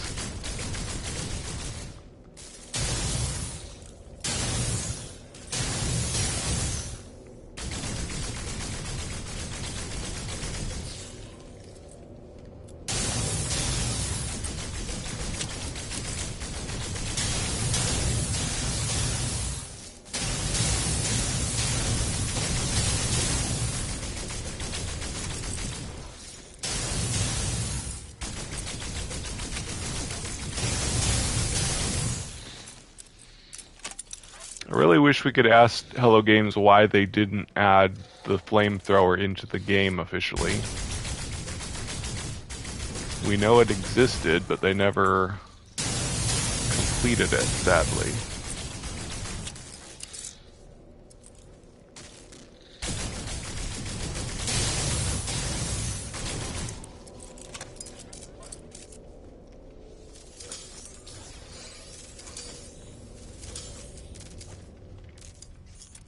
Maybe they will someday, but I don't know why they would wait a year or over a year after we had the update that added the data into it to finally do it. It'd be sad if it was just something they decided to scrap for some reason. Now they made it that monstrosities can knock you out of the hole that you burrow underneath the eggs? Whoa, I never noticed that. That's cool. Maybe soon, but almost a year since it was leaked, yeah. It's too bad. They don't seem to be doing the flamethrower.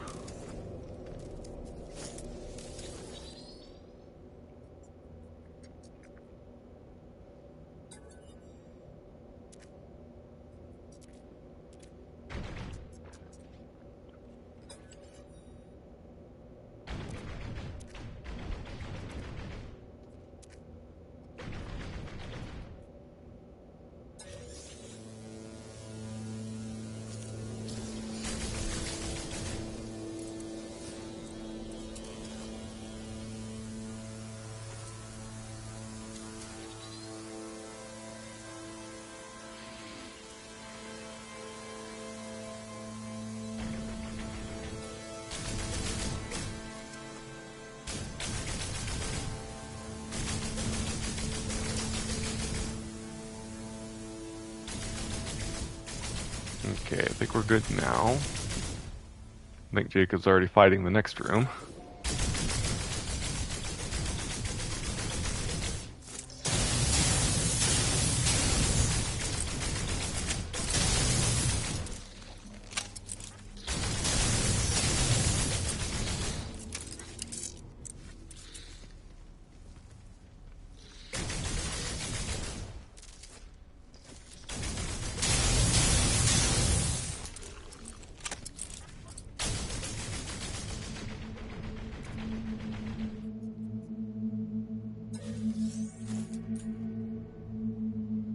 Hey, Jacob, can we hold on? Jacob, stop a second. I don't know if you can hear me. I want to do a picture with you.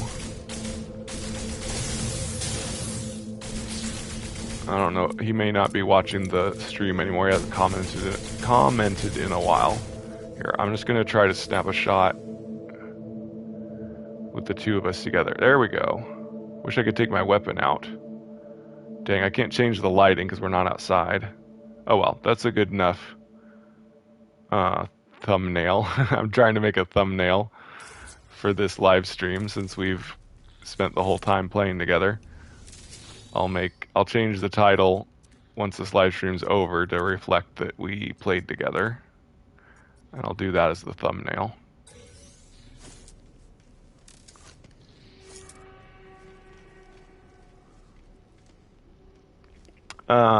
Thunder says, sorry, Mac, I dozed off on my bed. Been really tired lately. No problem. Apologies. I do like these derelict raiders. Yeah, me too. There's never anything wrong with falling asleep when you're watching my live stream. I won't be insulted by that. There we go.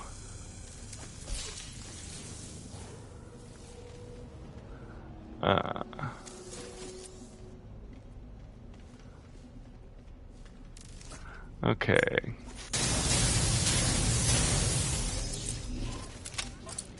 Ooh, nice.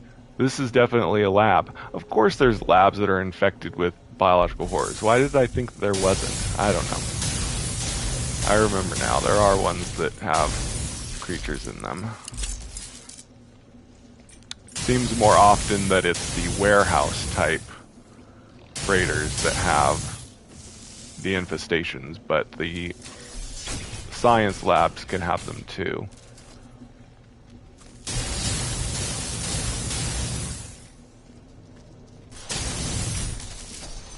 I guess it would make sense that you didn't have an outbreak in a science lab if they knew how to contain them well, and it would also make sense that they would escape in a cargo hold if someone was illegally transporting these things, and then they escaped and took over the ship.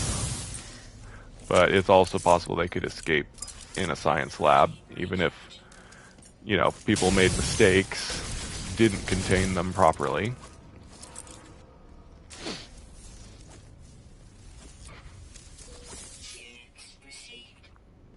Always trying to make sense of a video game. For some reason.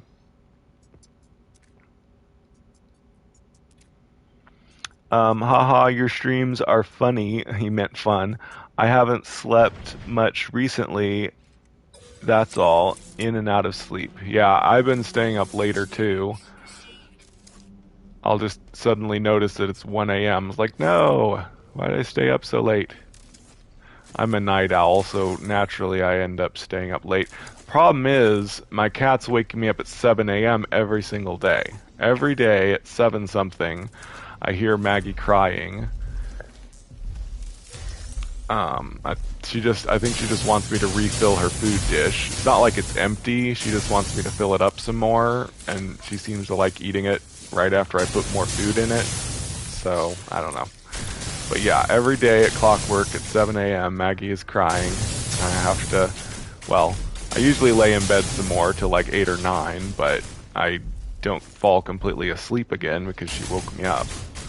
So, if I don't get to sleep till 1, I'm only going to get 6 hours sleep because I'm always going to get woken up at 7 something.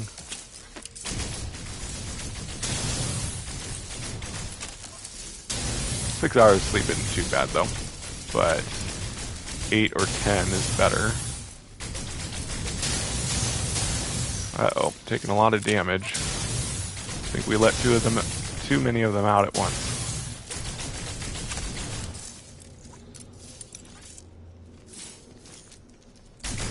That's not even all the nests.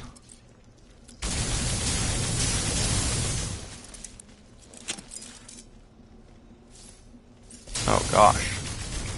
There's only 3 of them. Seems like more though. There's so many spits everywhere. There's more than...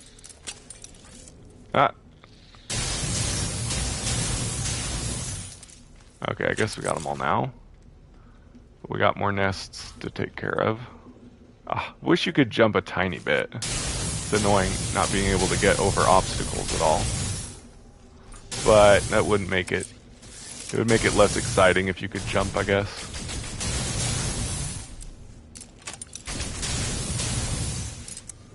Like, not jetpack, just like hop over stuff, but whatever.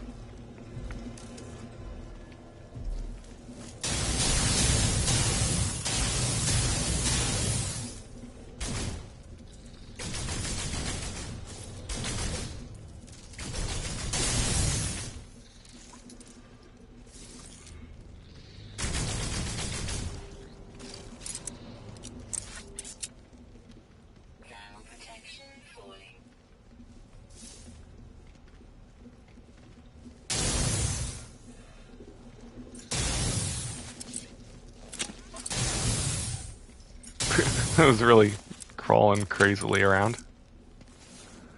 Alright, what all did I miss?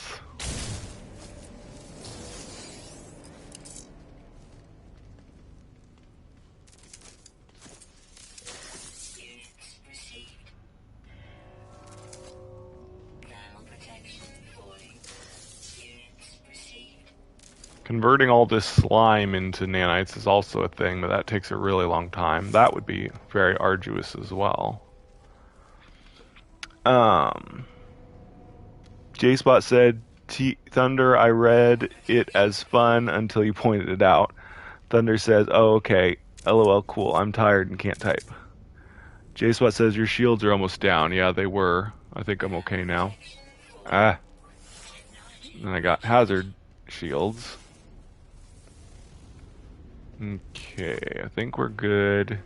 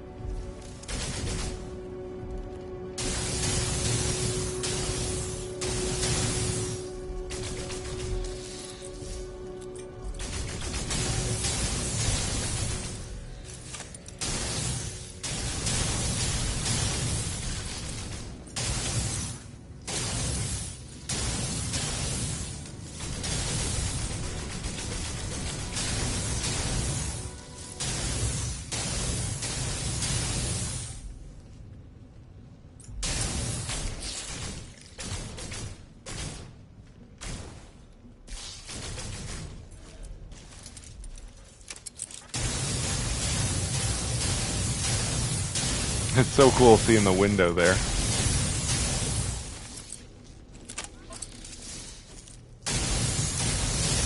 I'm glad you can see out some windows. It's a pretty cool effect.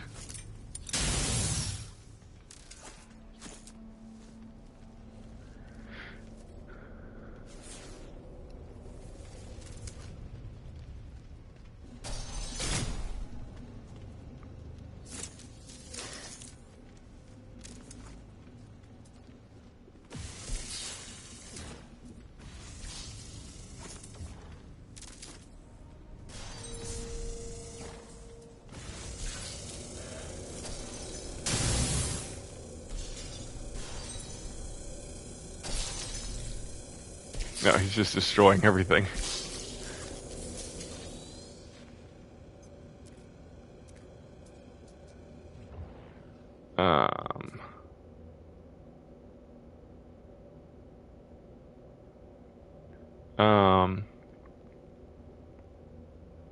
Oh yeah, it doesn't matter.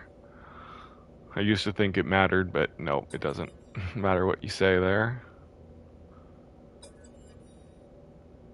See if this caption log is anything different. Korvax Echo witnessed the great disconnection, one of few. The times of slavery, war, peace, all of them passed. I go to see the Gek. All those I knew were melted to form Gek vessels. They enter the system and face our own. We have come to discuss our treaty once more. We meet within the shadow of a monolith. It is our way. We wait for a sign from the Atlas. We will wait for command to change. None comes. The Gek will postpone their decision once more. They will not return the metal of my friends. Not yet. Yeah, I remember this one. I go to see the Gek. We have come to discuss our treaty once more. Yeah. They're just caught in an endless loop.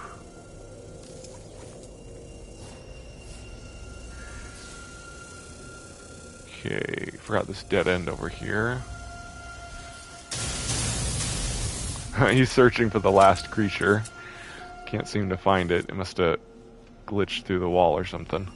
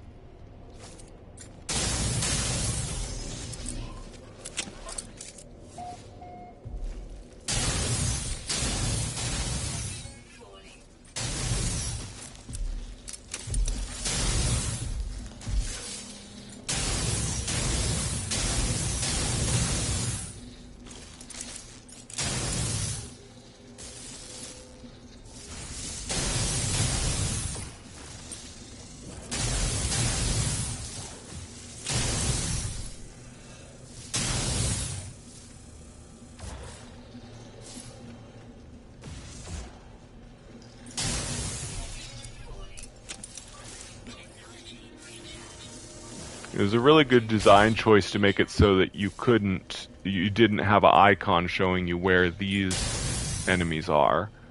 Predators and normal biological horrors all have an icon that points you to where they are, but these don't, so that it's harder to search for them, which makes it more challenging and fun. Okay, last room. What? Whoa, there was creatures in here. Maybe that's where the missing one was. Came in here somehow.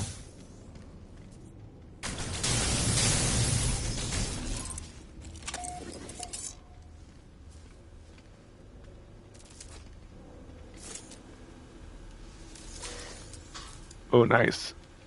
It's one of those windows over there. You can see out. Looks like it would be a way that a ship would go. That one seems to be blocked by something. I can't see the stars.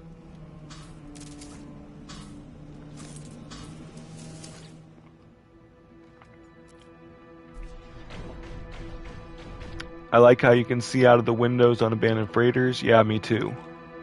J-Spot said, abyssal horrors now roam free in the ocean. Yeah, sometimes. Along a surface. Thunder says, wonder if the next expedition will be soon and tie into the anniversary update. I have a feeling it will. Yeah, I hope it's sometime in June. I'm afraid my friend Boomstick Joe may be right, and it will be in July, but we'll see.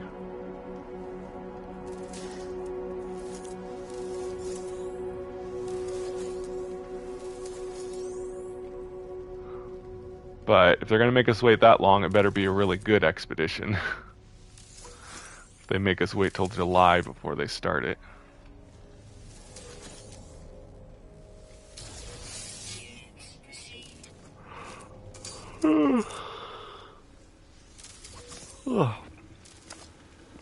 But maybe since they're done bug fixing, it'll be next week. I had to get all the Prisms bug fixing done, and now they'll just finish up Expedition 3 and release it next week. We'll see. Oop, missed. Excuse me, missed these shelves.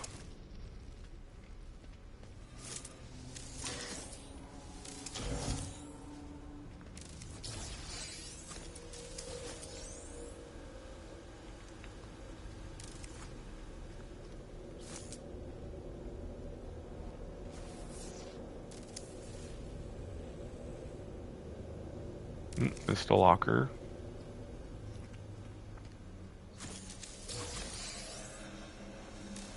Cool.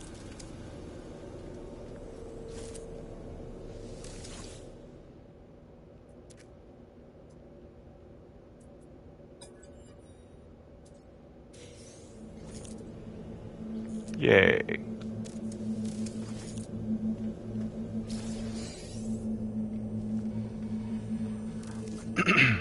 Alright, let's go ahead and do this.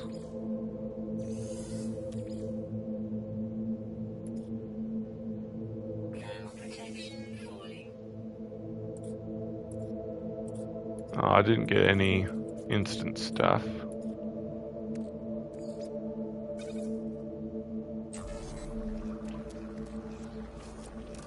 I hope the third expedition will be a long one for 2 months, and tie... Oh, yeah, I read that already. 2 months... Yeah, if it was 2 months, it would have to start in June and go until August when we have the update. That would be fine with me. I had been hoping for 2 updates, 2 month-long updates in June and July, but it's looking like, yeah, they're probably only going to be time for 1 more expedition till the anniversary.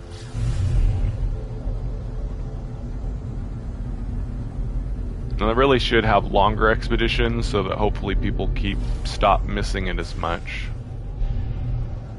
A lot of people missed the Normandy because it was only 2 weeks long.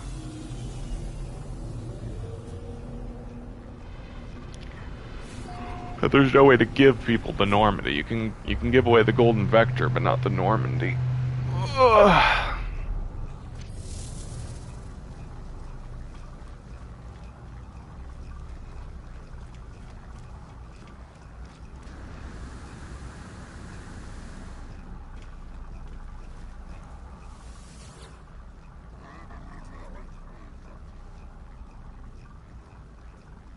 Oh no! Oh, it's that multiplayer bug. So it was due to multiplayer.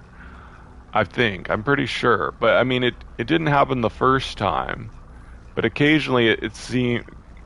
Having multiplayer on seems to occasionally make you not able to sell these. It's not full inventory like I thought. It seems to be related to multiplayer. I'm going to try just warping to another star system and see if it'll let me turn in there. If not, I may have to turn off multiplayer for a little bit to get it to work. That's annoying.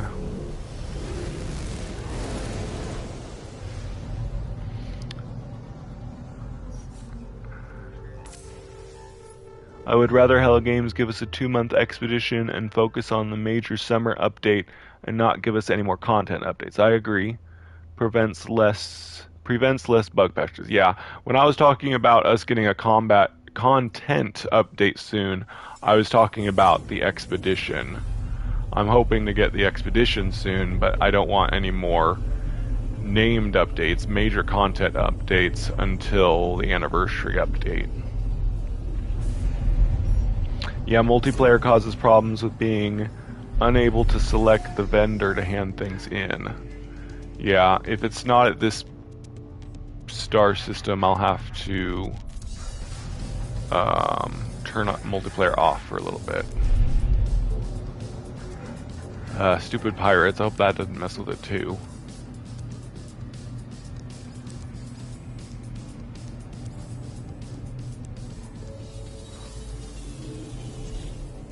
Make sure I'm set to Yeah, lost in space.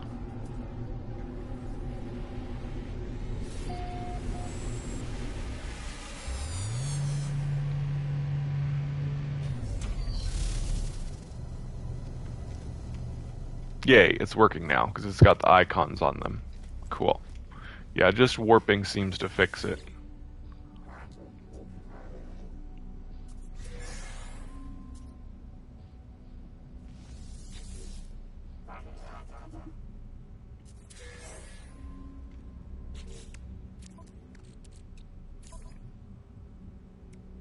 Oop, ran out of fuel.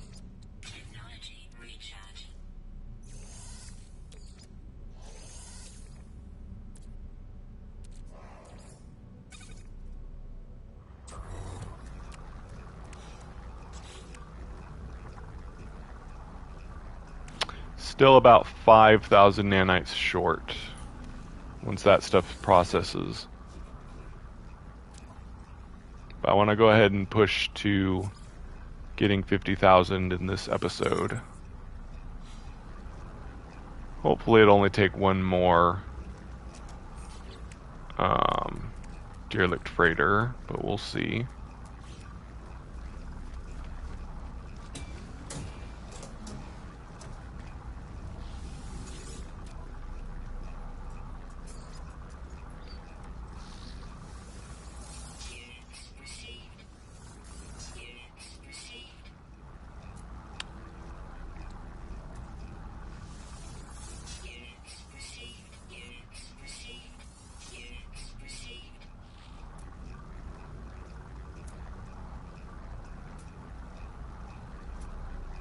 What? Oh no, did I sell my Viking daggers? Dang it. Oh, nope, there they are. Good, yeah. I meant to keep my Viking daggers for locating portals in Viking systems. Cool.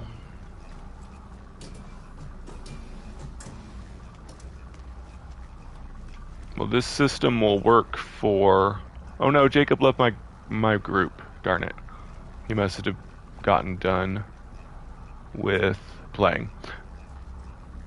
But anyway, I'll be right back, and then I'm going to do another derelict freighter.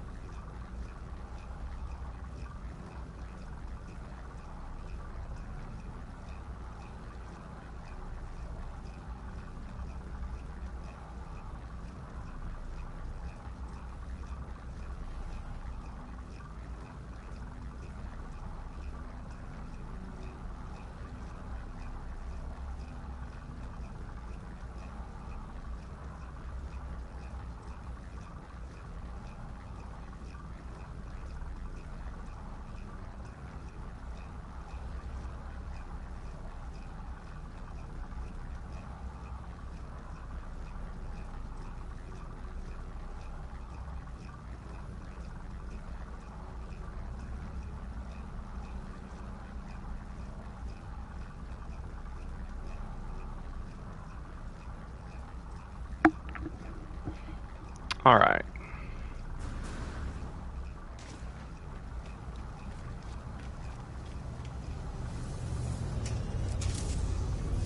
I wish they gave you nanites for saving freighters. I think I'll go ahead and do this battle just to get it.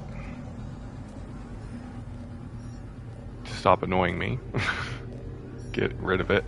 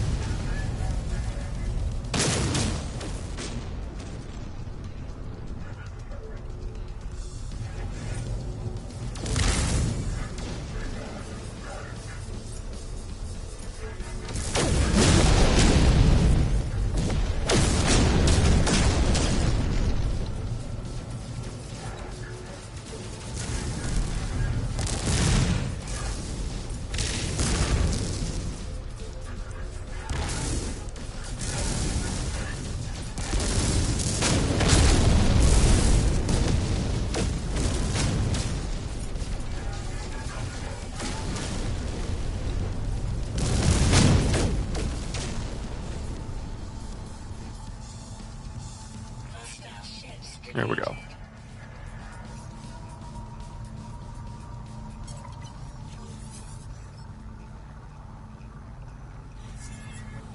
I wish there was some way to turn chromatic metal into nanites, but that would probably make it too easy to get nanites.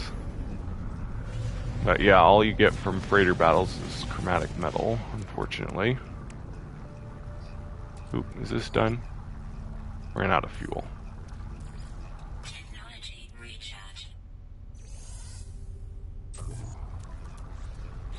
Alright.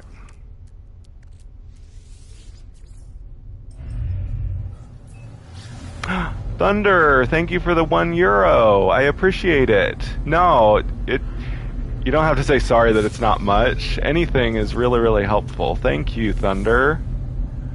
Sorry it's not much, but have followed you since 2017, and you are a great guy and an NMS content creator. Oh, Thunder. And I know that, and you just had some really bad stuff happen, and you got stolen from and all that. So, oh man, it makes me feel bad you giving me money. But no, $1 is great. Anything really, really helps. I really appreciate it. Thank you, Thunder. That's really nice of you.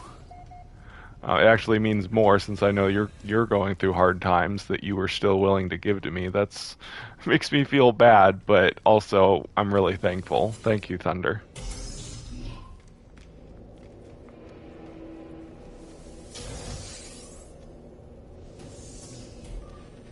I'm humbled by how nice this community in No Man's Sky is. We're all really lucky that it started extremely toxic with the backlash against No Man's Sky when the game first came out, but I'm so glad that it's become such a positive community now that we can depend on each other and enjoy and be friends and everything. It helps that it's a really chill game and that Hello Games are such a nice team and everything. I think that has helped us to become a really positive community. Obviously there's bad apples and there's always trolls in any community, but on average, No Man's Sky community is a lot more positive than some other gaming communities. So yeah, anyway, really happy for this community that we have.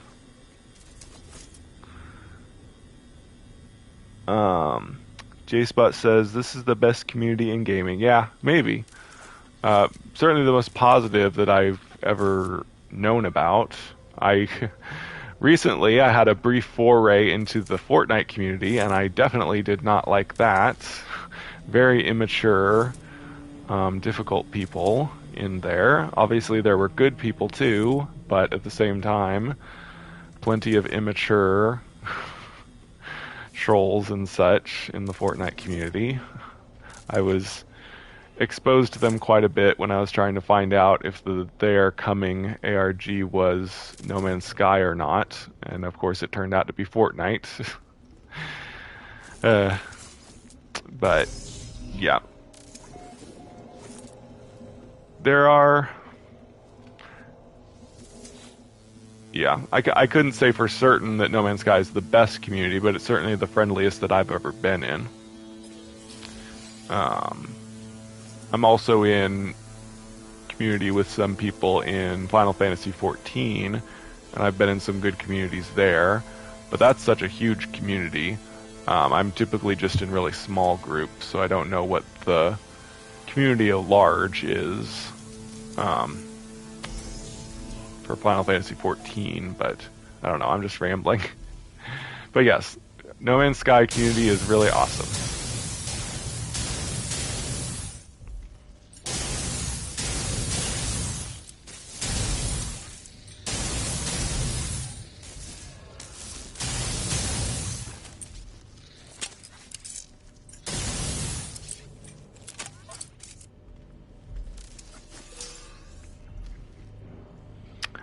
The NMS community is amazing. At launch, it was a small group of positive players, while the rest were toxic, abusive people. But we stuck with it and got the rewards. Yep. We have been through a baptism by fire. Yeah, that's true. Oh man, those dark days when the game first came out. Oh, it was crazy. Ugh. There was still a lot of negativity still, like especially on the main subreddit, No Man's Sky, No Man's Sky the game. Even after Foundations came out, it still was a while before the toxicity really died down. It was really, someone said recently, and I agree with it, that the next update was when things really turned around for the public's view of No Man's Sky. Obviously, there's still people that aren't even aware that No Man's Sky ever improved. I watched I watched a I've watched several reactions to internet historians, the engoodening of No Man's Sky, and like half the people who reacted to that video didn't know that No Man's Sky had improved. So I was really thankful to Internet Historian for doing that video because he's a really popular YouTuber, and then it really got out the story, so a lot more people knew that No Man's Sky actually had improved. But yeah, the next update, I would say, was the main point that the community at large improved, mainly because of multiplayer. Once they finally got rid of the lie, quote unquote, the lie that No Man's Sky had multiplayer, um, that, pretty much improved it in anybody who knew that it had gotten multiplayer. Everyone pretty much stopped saying that it was bad. There's always naysayers, but for the most part, things really turned around once multiplayer was added.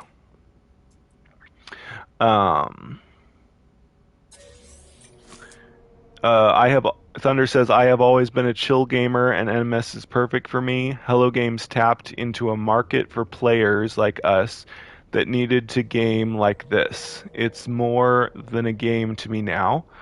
Uh, the thing is, I loved the launch version of NMS. I got 1,000 hours reading into the Foundation update. Yeah, I did. I did absolutely everything that you could do in the original version of the game. Even before Foundation came out, I got all the alien words, um, like everything, absolutely everything that I could. It went to the center, and that was it. There was nothing else I could do till Foundations finally came out. Um, Everybody that streamed had their share of trolls. Uh, I agree, Mac. Multiplayer was the turning for No Man's Sky, in my opinion, via Next. While for me it wasn't something I was bothered about, I know the general public wanted it. Yeah, same with me. And I had trolls come to my channel, and J-Spot said, and I only had a dozen or so subscribers. Yeah, it's crazy. Yeah, I had quite a few trolls at one point in time, and I honestly thought it was just because I was getting more popular. But I mean, like right now, I haven't had any trolls lately. Not sure why, but you know, better not jinx myself. I'll probably get some.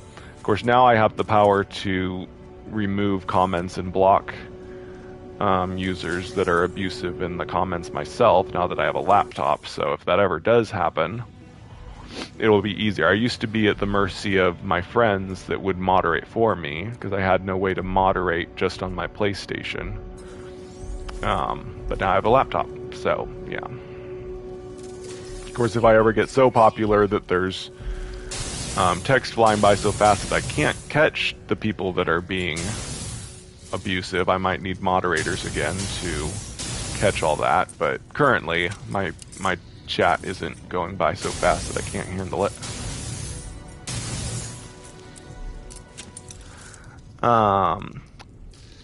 J-Spot, me too. I was under a different... this is Thunder saying this. J-Spot, me too. Gotta kill this thing. I was under a different handle back then and streamed the game on launch. Had 300 viewers and all I got was dead game, Sean Murray lied comments. Yeah. I didn't live stream until... When did I start live streaming? I guess I didn't really live stream until Atlas Rises. Yes.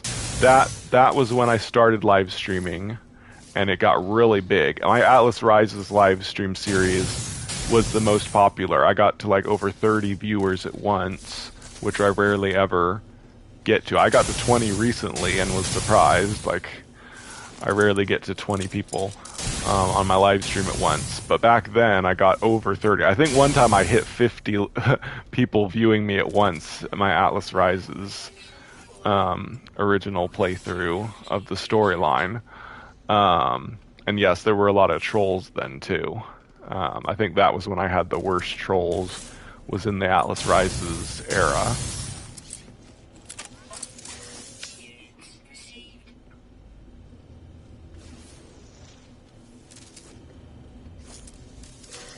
Now, for the most part, at least in the gaming community of people that are in the know, No Man's Sky is regarded as a pretty good game. It's mainly people on the outside that haven't played it since launch that still think it's bad and will still comment on Twitter that this game is garbage and all that stuff. But most people that know everything that's been done to the game know that it's a good game now and don't say that it's bad still.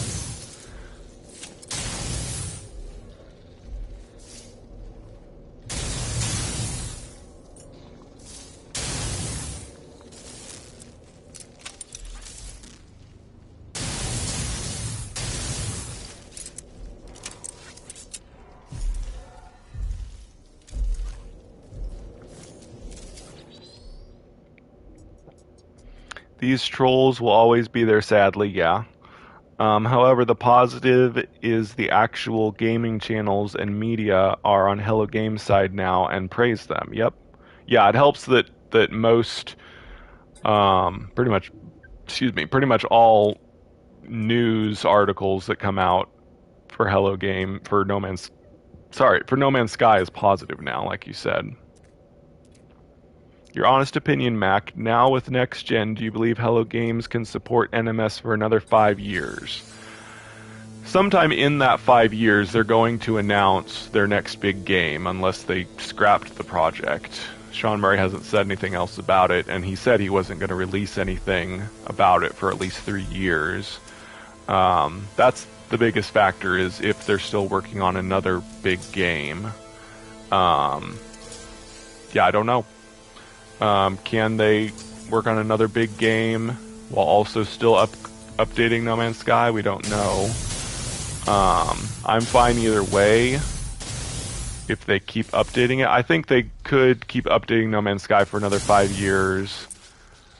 But at the same time, I would also like them to do another big game on the scale of No Man's Sky. So we'll just have to wait and see. It'd be obviously, best case scenario is if they could do both. Keep updating No Man's Sky, maybe at a somewhat decreased frequency, maybe just one anniversary update every year instead of regular content updates, and then have their new game come out and be doing more frequent updates for that game. I don't know. We'll have to wait and see what they choose to do.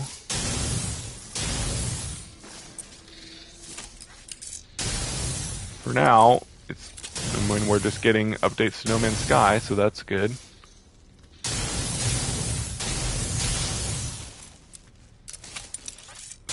So yeah, honest opinion, I don't know what they're going to do, but I would prefer them to have a new game and keep working on both, even if it's a decreased frequency of updates. I wouldn't want them to completely say No Man's Sky is finished forever, but decreasing the rate of updates is fine if they release a new game.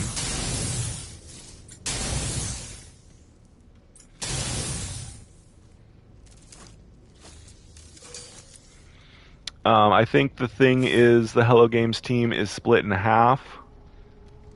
Still a creature. Is split in half, one for NMS and one for the unannounced game. NMS has even more potential than Minecraft, in my opinion, and Minecraft has been around for 10 plus years. Thing about No Man's Sky is it mainly uses the Minecraft business model. You have to pay for the game, but then updates are free. Although Minecraft uses microtransactions too, which No Man's Sky doesn't. But I guess to make up for that, No Man's Sky is still usually priced at $60, except when it goes on sale. Minecraft is like around $20 or so. So it's cheaper, but also has microtransactions. But it's basically the same idea. Buy to play. You buy the game, you can play it all you want, and updates are free. It's pretty much the same kind of setup. I've been thinking of doing a video. It would be a really big video that I'd have to do a lot of work on, but make a video comparing No Man's Sky to Minecraft. It would probably be really popular, so it might be worth all the work I'd have to do that. Yeah, I'll see if I end up doing that or not. But yeah.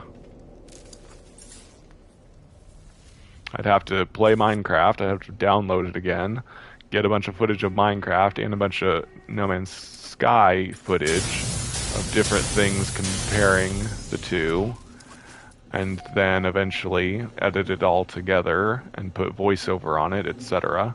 I don't know if you've noticed, I've been experimenting with more video formats, not just like, I've done 2 videos now where I'm not playing, I'm using images or previously recorded game footage and using a voiceover, because the share factory on PS5 allows me to do that. I was never able to do that before, so I'm starting to do that. I'm trying to get some better format videos that more people might like. Still having trouble with audio. On the first one, people complained that my voice sounded bad because I was speaking into the mic wrong. Then I tried adding music so that it wasn't noticeable, and then people said I had the music too loud. I tried to adjust it as much as I could, but it was hard to decide if it sounded right or not. I don't have as many tools as some video editing software that like shows you the waveform of the sound and helps you keep it under and below and above certain, ranges or whatever. Where is this last one attacking from? Annoying thing. Minecraft microtransactions are mostly content. NMS is part of Game Pass, and that's huge for them. You pay the subscription and money is being made for Hello Games and Microsoft. It's a massive deal. How do they split it? If there's so many games on Game Pass, though, I mean, I guess there's a whole lot of players, but if the money's being split, obviously it would only be a few cents per player going to each game if there's so many games. But since there's so many players, it would add up to a lot of money. But anyway, yeah,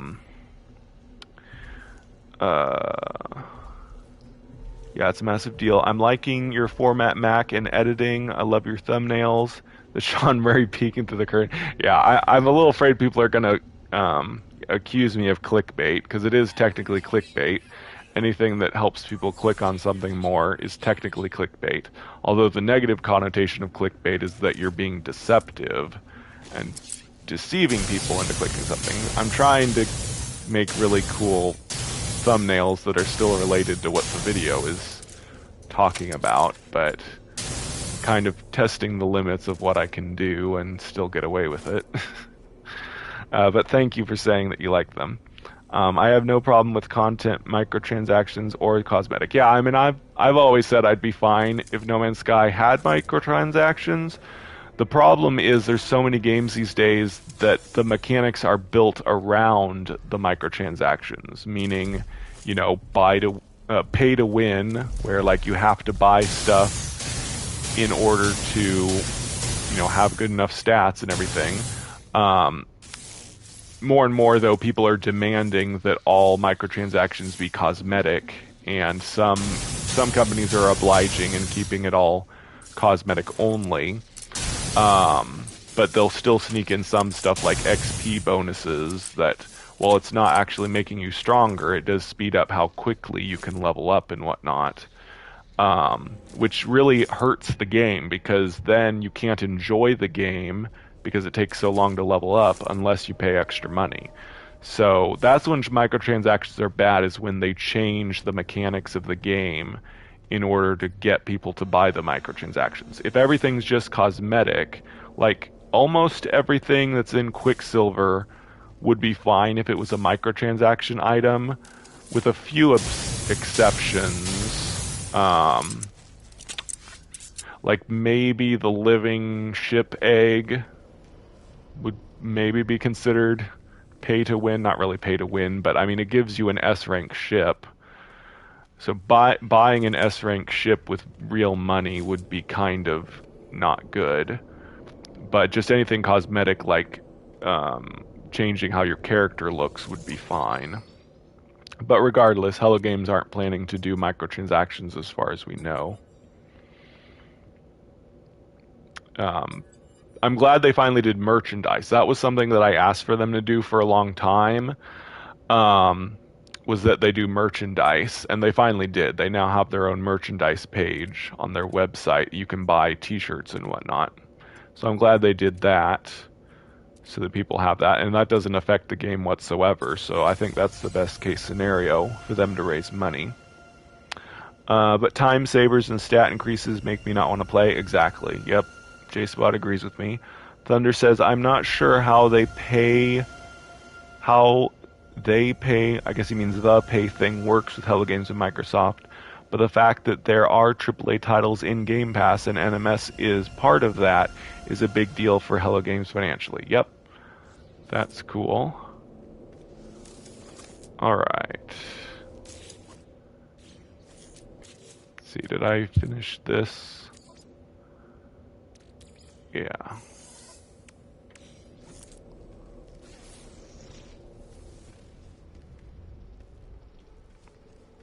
Okay. And loot boxes, yeah. Loot boxes are evil. Anything that uses randomized rewards, you pay real money for and get a random reward, is bad because it's basically gambling. Obviously, there's arguments against that. Like, you know, baseball cards are basically the same. Buying a pack of baseball cards and you don't know what you're getting, I mean, that should be considered gambling too then. But the problem is it's extremely addictive and it's affecting young people and such, so thankfully loot boxes are starting to go away, for the most part.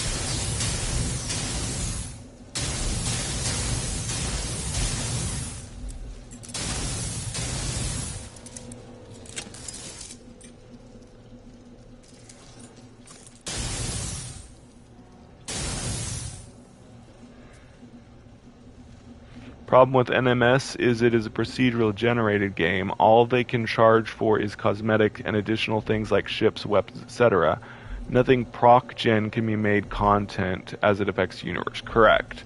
Like there couldn't be a new area. There couldn't be a DLC that adds a new area to the game because it's a infinite universe. It wouldn't make sense. I mean, they wouldn't add like a new galaxy. We already have 256 galaxies. So yeah, it'd have to be base building parts. I mean, Minecraft does reskins, as they're not called that, texture packs that change how everything looks, but No Man's Sky wouldn't really work like that. We basically get a texture pack anytime we get a new type of planet, like when we got swamp planets and lava planets. That was like a new texture pack on certain types of planets and whatnot. But yeah, so they couldn't really do a thing like that.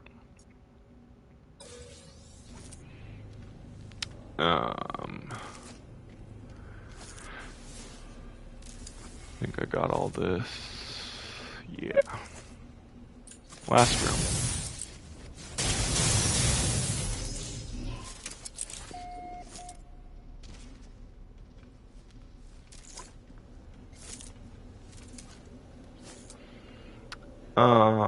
Captain Steve made a good point that they should reduce the galaxies and make each one more unique and varied. I agree. That would be cool. Yeah, I mean, currently, as far as we know, there's 4 types of galaxies. Balanced, Euclid is a balanced galaxy that just has a balanced amount of each type of planet. Peaceful has more lush and less hazardous, extreme hazardous planets, I think. Ancestor has more empty and exotic type planets. I don't know if it's called Ancestor still. Ancestral. And then Raging, which has more extreme types of planets and such. And so I guess every galaxy is one of those 4 types. It'd be kind of nice if there were just 4 galaxies. And, well, wouldn't that be cool if you could choose at the beginning of the game and start from 4 different galaxies with a different type? Oh man, I wish they would have done that. If they were going to make different types of galaxies. No! Oh no, I'm stupid! Dang it! Oh, I could have gotten more nanites. Oh, I'm an idiot. Oh, I can't reload or anything. I should have paid attention to what I was doing. I accidentally skipped through that and got an upgrade. Ah, man, now I'm gonna have less nanites from this. Darn it. Gave up about a little under 400 nanites just now. Dang it. Oh well, my fault. Anyway, yeah, so I was having this revelation that it would have been cool if they would have let us choose between 4 galaxies at the beginning of the game, and then instead of Euclid being the main galaxy that everybody's in, there could be 4 galaxies that have a lot of people in them, and like those could have been game modes. Oh man, that would have been so cool if the first 4 galaxy could have been game modes where like Raging would be survival galaxy. Oh, I always do that. Peaceful would be creative, balanced would be normal, ancestral, I don't know. But yeah, basically, I don't know. But anyway, I mean, I guess ancestral could be permadeath, but it would make more sense it to be the extreme one. But anyway,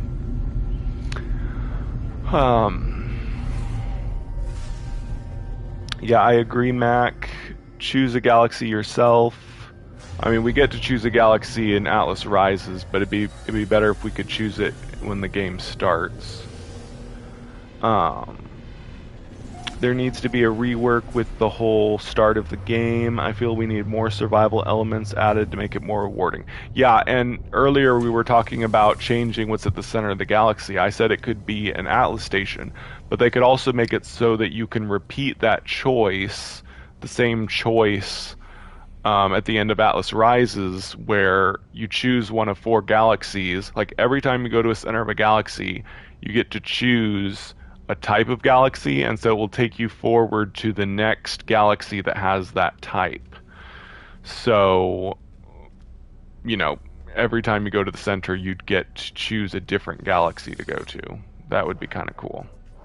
But instead, we just go to the next galaxy when we go to the center, unfortunately.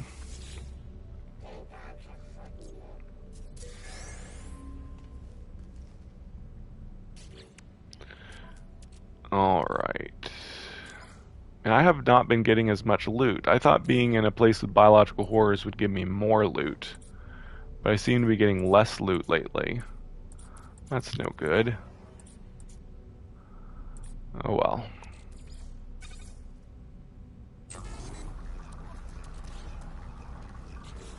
I've been trying to get everything, but oh well. Oh, I can't believe I did that. I lost a lot of my nanites because I wasn't paying attention when I was clicking the computer. Oh well. Still got 140 from what I got. Not quite as much though.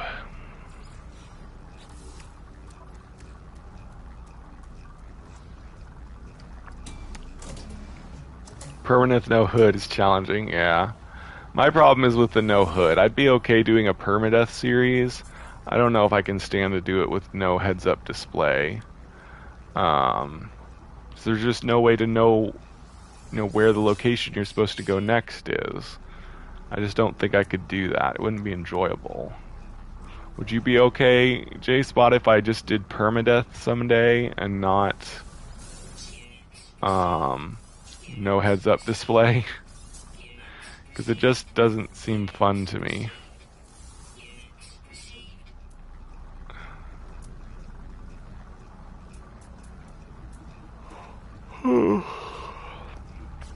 Okay.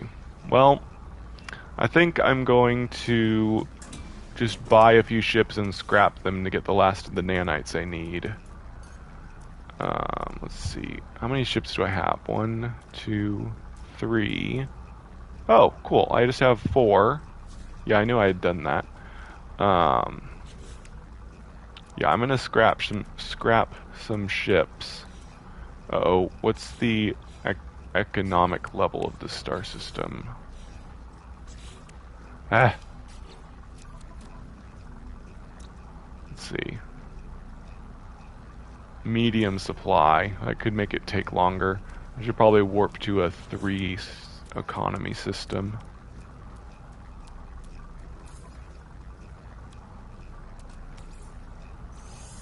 Let's go ahead and get these done though. We'll see what ships fly in.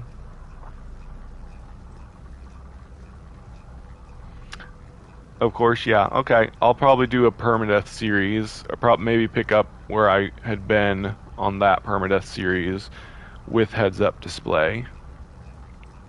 Eventually. I want to finish up some stuff on this for the Prisms update. You made it to the center in permadeath no heads-up display. Good job, J-Spot. I still feel planet rotation orbital mechanics is coming as well. I don't know. We'll see. No hood is cool, but the problem is it resets and also gives you no location markers, and you can't do the story properly. There needs to be a free players mode, not like creative but similar. What does that mean? Free players mode. Your ship does a soft lock on points of interest. Oh, okay. Yeah, that must be how you do it. Cool. Yeah, I might check that out sometime. Doesn't seem like ships are flying into the space station. I think I'm gonna have to go elsewhere.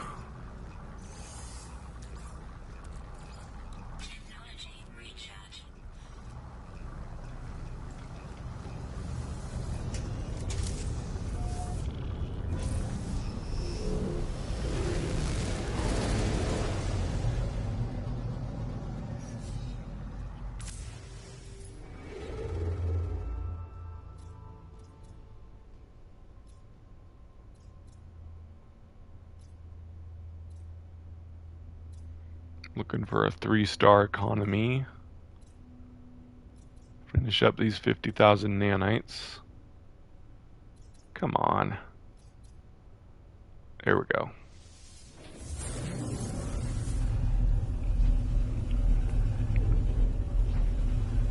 So with the damage, etc., but allows you to play without doing the story. What do you mean damage? So with the damage, etc., but allows you to play without doing the story or objectives. Yeah, I guess. I mean, I guess that's kind of what heads-up display, no heads-up display is.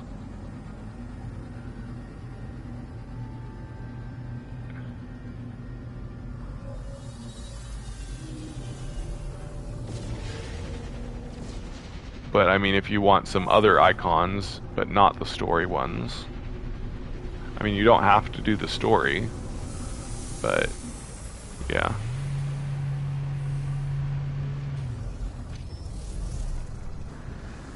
Yeah, I think ships weren't flying in because there was a fleet right in front of the entrance.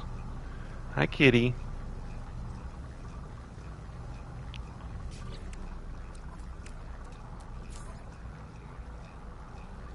Almost done.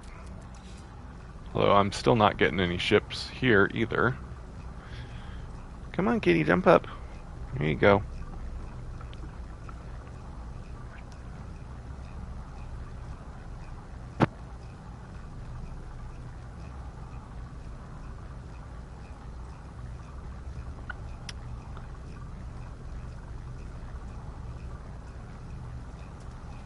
Goodness. Oh, there we go. Thank goodness. Ah, C-class. Come on.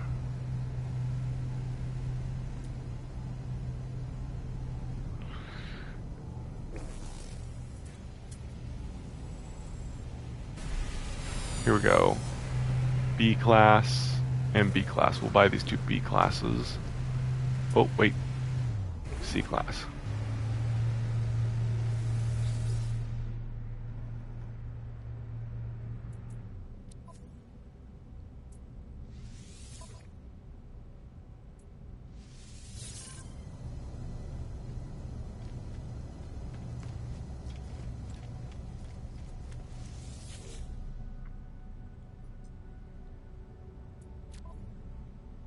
Oh, wait. Nope, that's not what I want.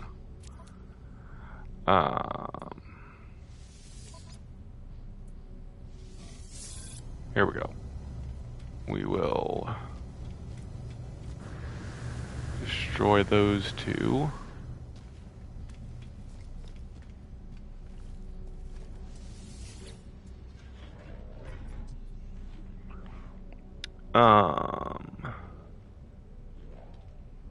Thunder says, no, JSpot says, Thunder, you are able to do everything without the hood that you can do with it. Thunder says, meow, I wish I had a pet now. Such good company animals are. Yep. Okay. Oh, okay, JSpot. I know what you mean. Thanks. Now I am on Xbox. I have to do everything again. I had close to 10k hours. Whoa, 10k. Of course, I probably have gotten a total of that in all my years of playing, but I keep starting new games, so I'll never know for sure what my total playtime is.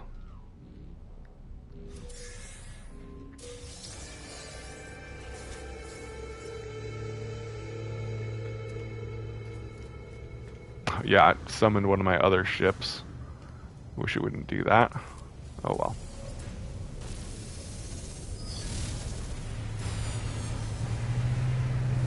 Grab this B class.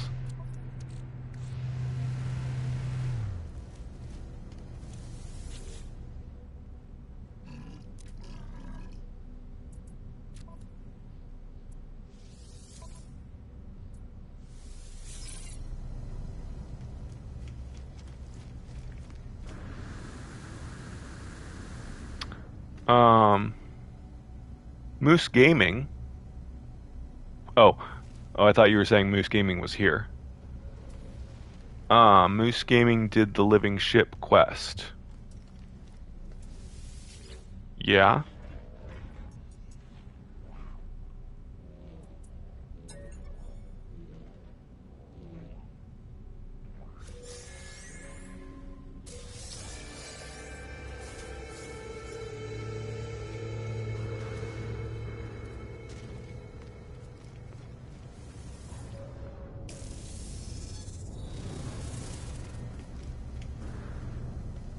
You know, it's strange. I thought they stopped having names like 118.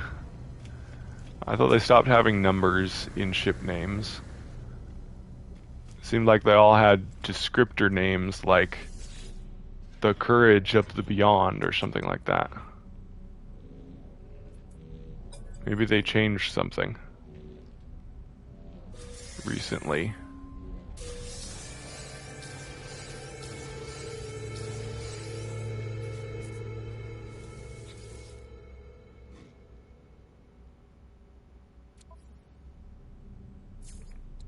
Ah. Well, this won't take too long. I'm pretty close.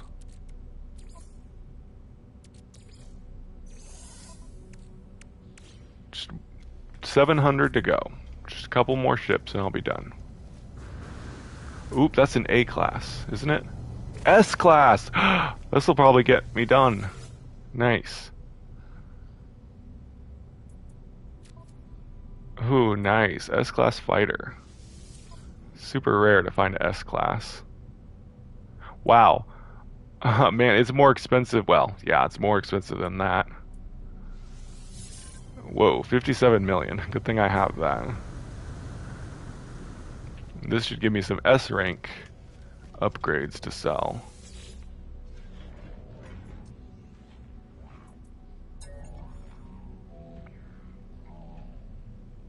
Oh, without the hood. Okay. You did the living ship without the hood. Actually, that would be easier because I mean, parts of the living ship quest require you use the ship coordinates, which still appear with no heads-up display. Ooh, nice. Give me tons of nanites. Definitely all that I need now.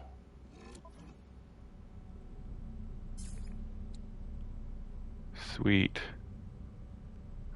I'm gonna keep the photon cannon one. I need that for my golden. Ooh, and the shield module. Okay, yeah, that was enough. I'm gonna install some of these into this golden vector. Yeah, I want a cannon, and yeah, let's move these over. I'll put the shield and the cannon upgrades there.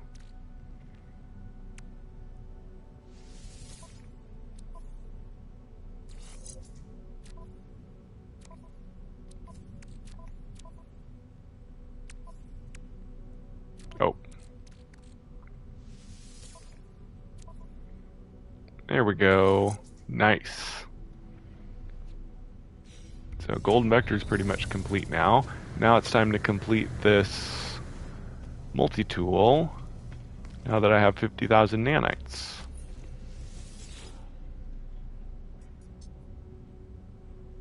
Right. Upgrade class. Oh, yeah. Cool. Awesome. S-class multi-tool. Now I can expand its size.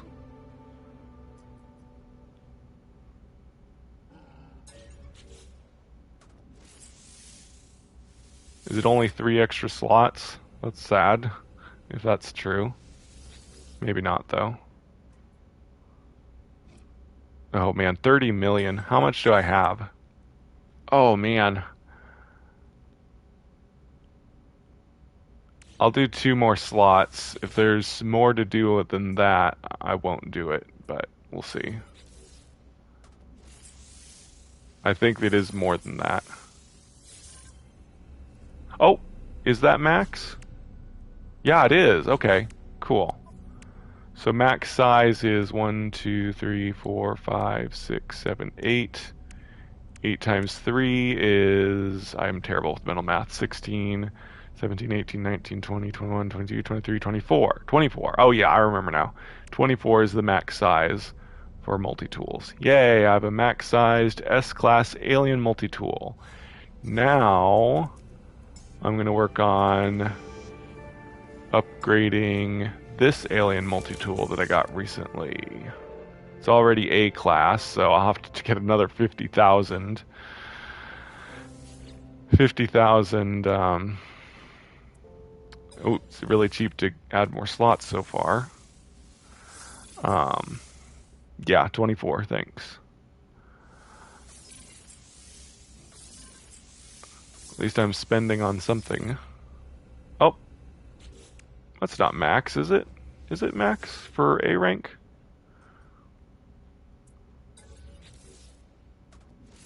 Yeah, I didn't think so.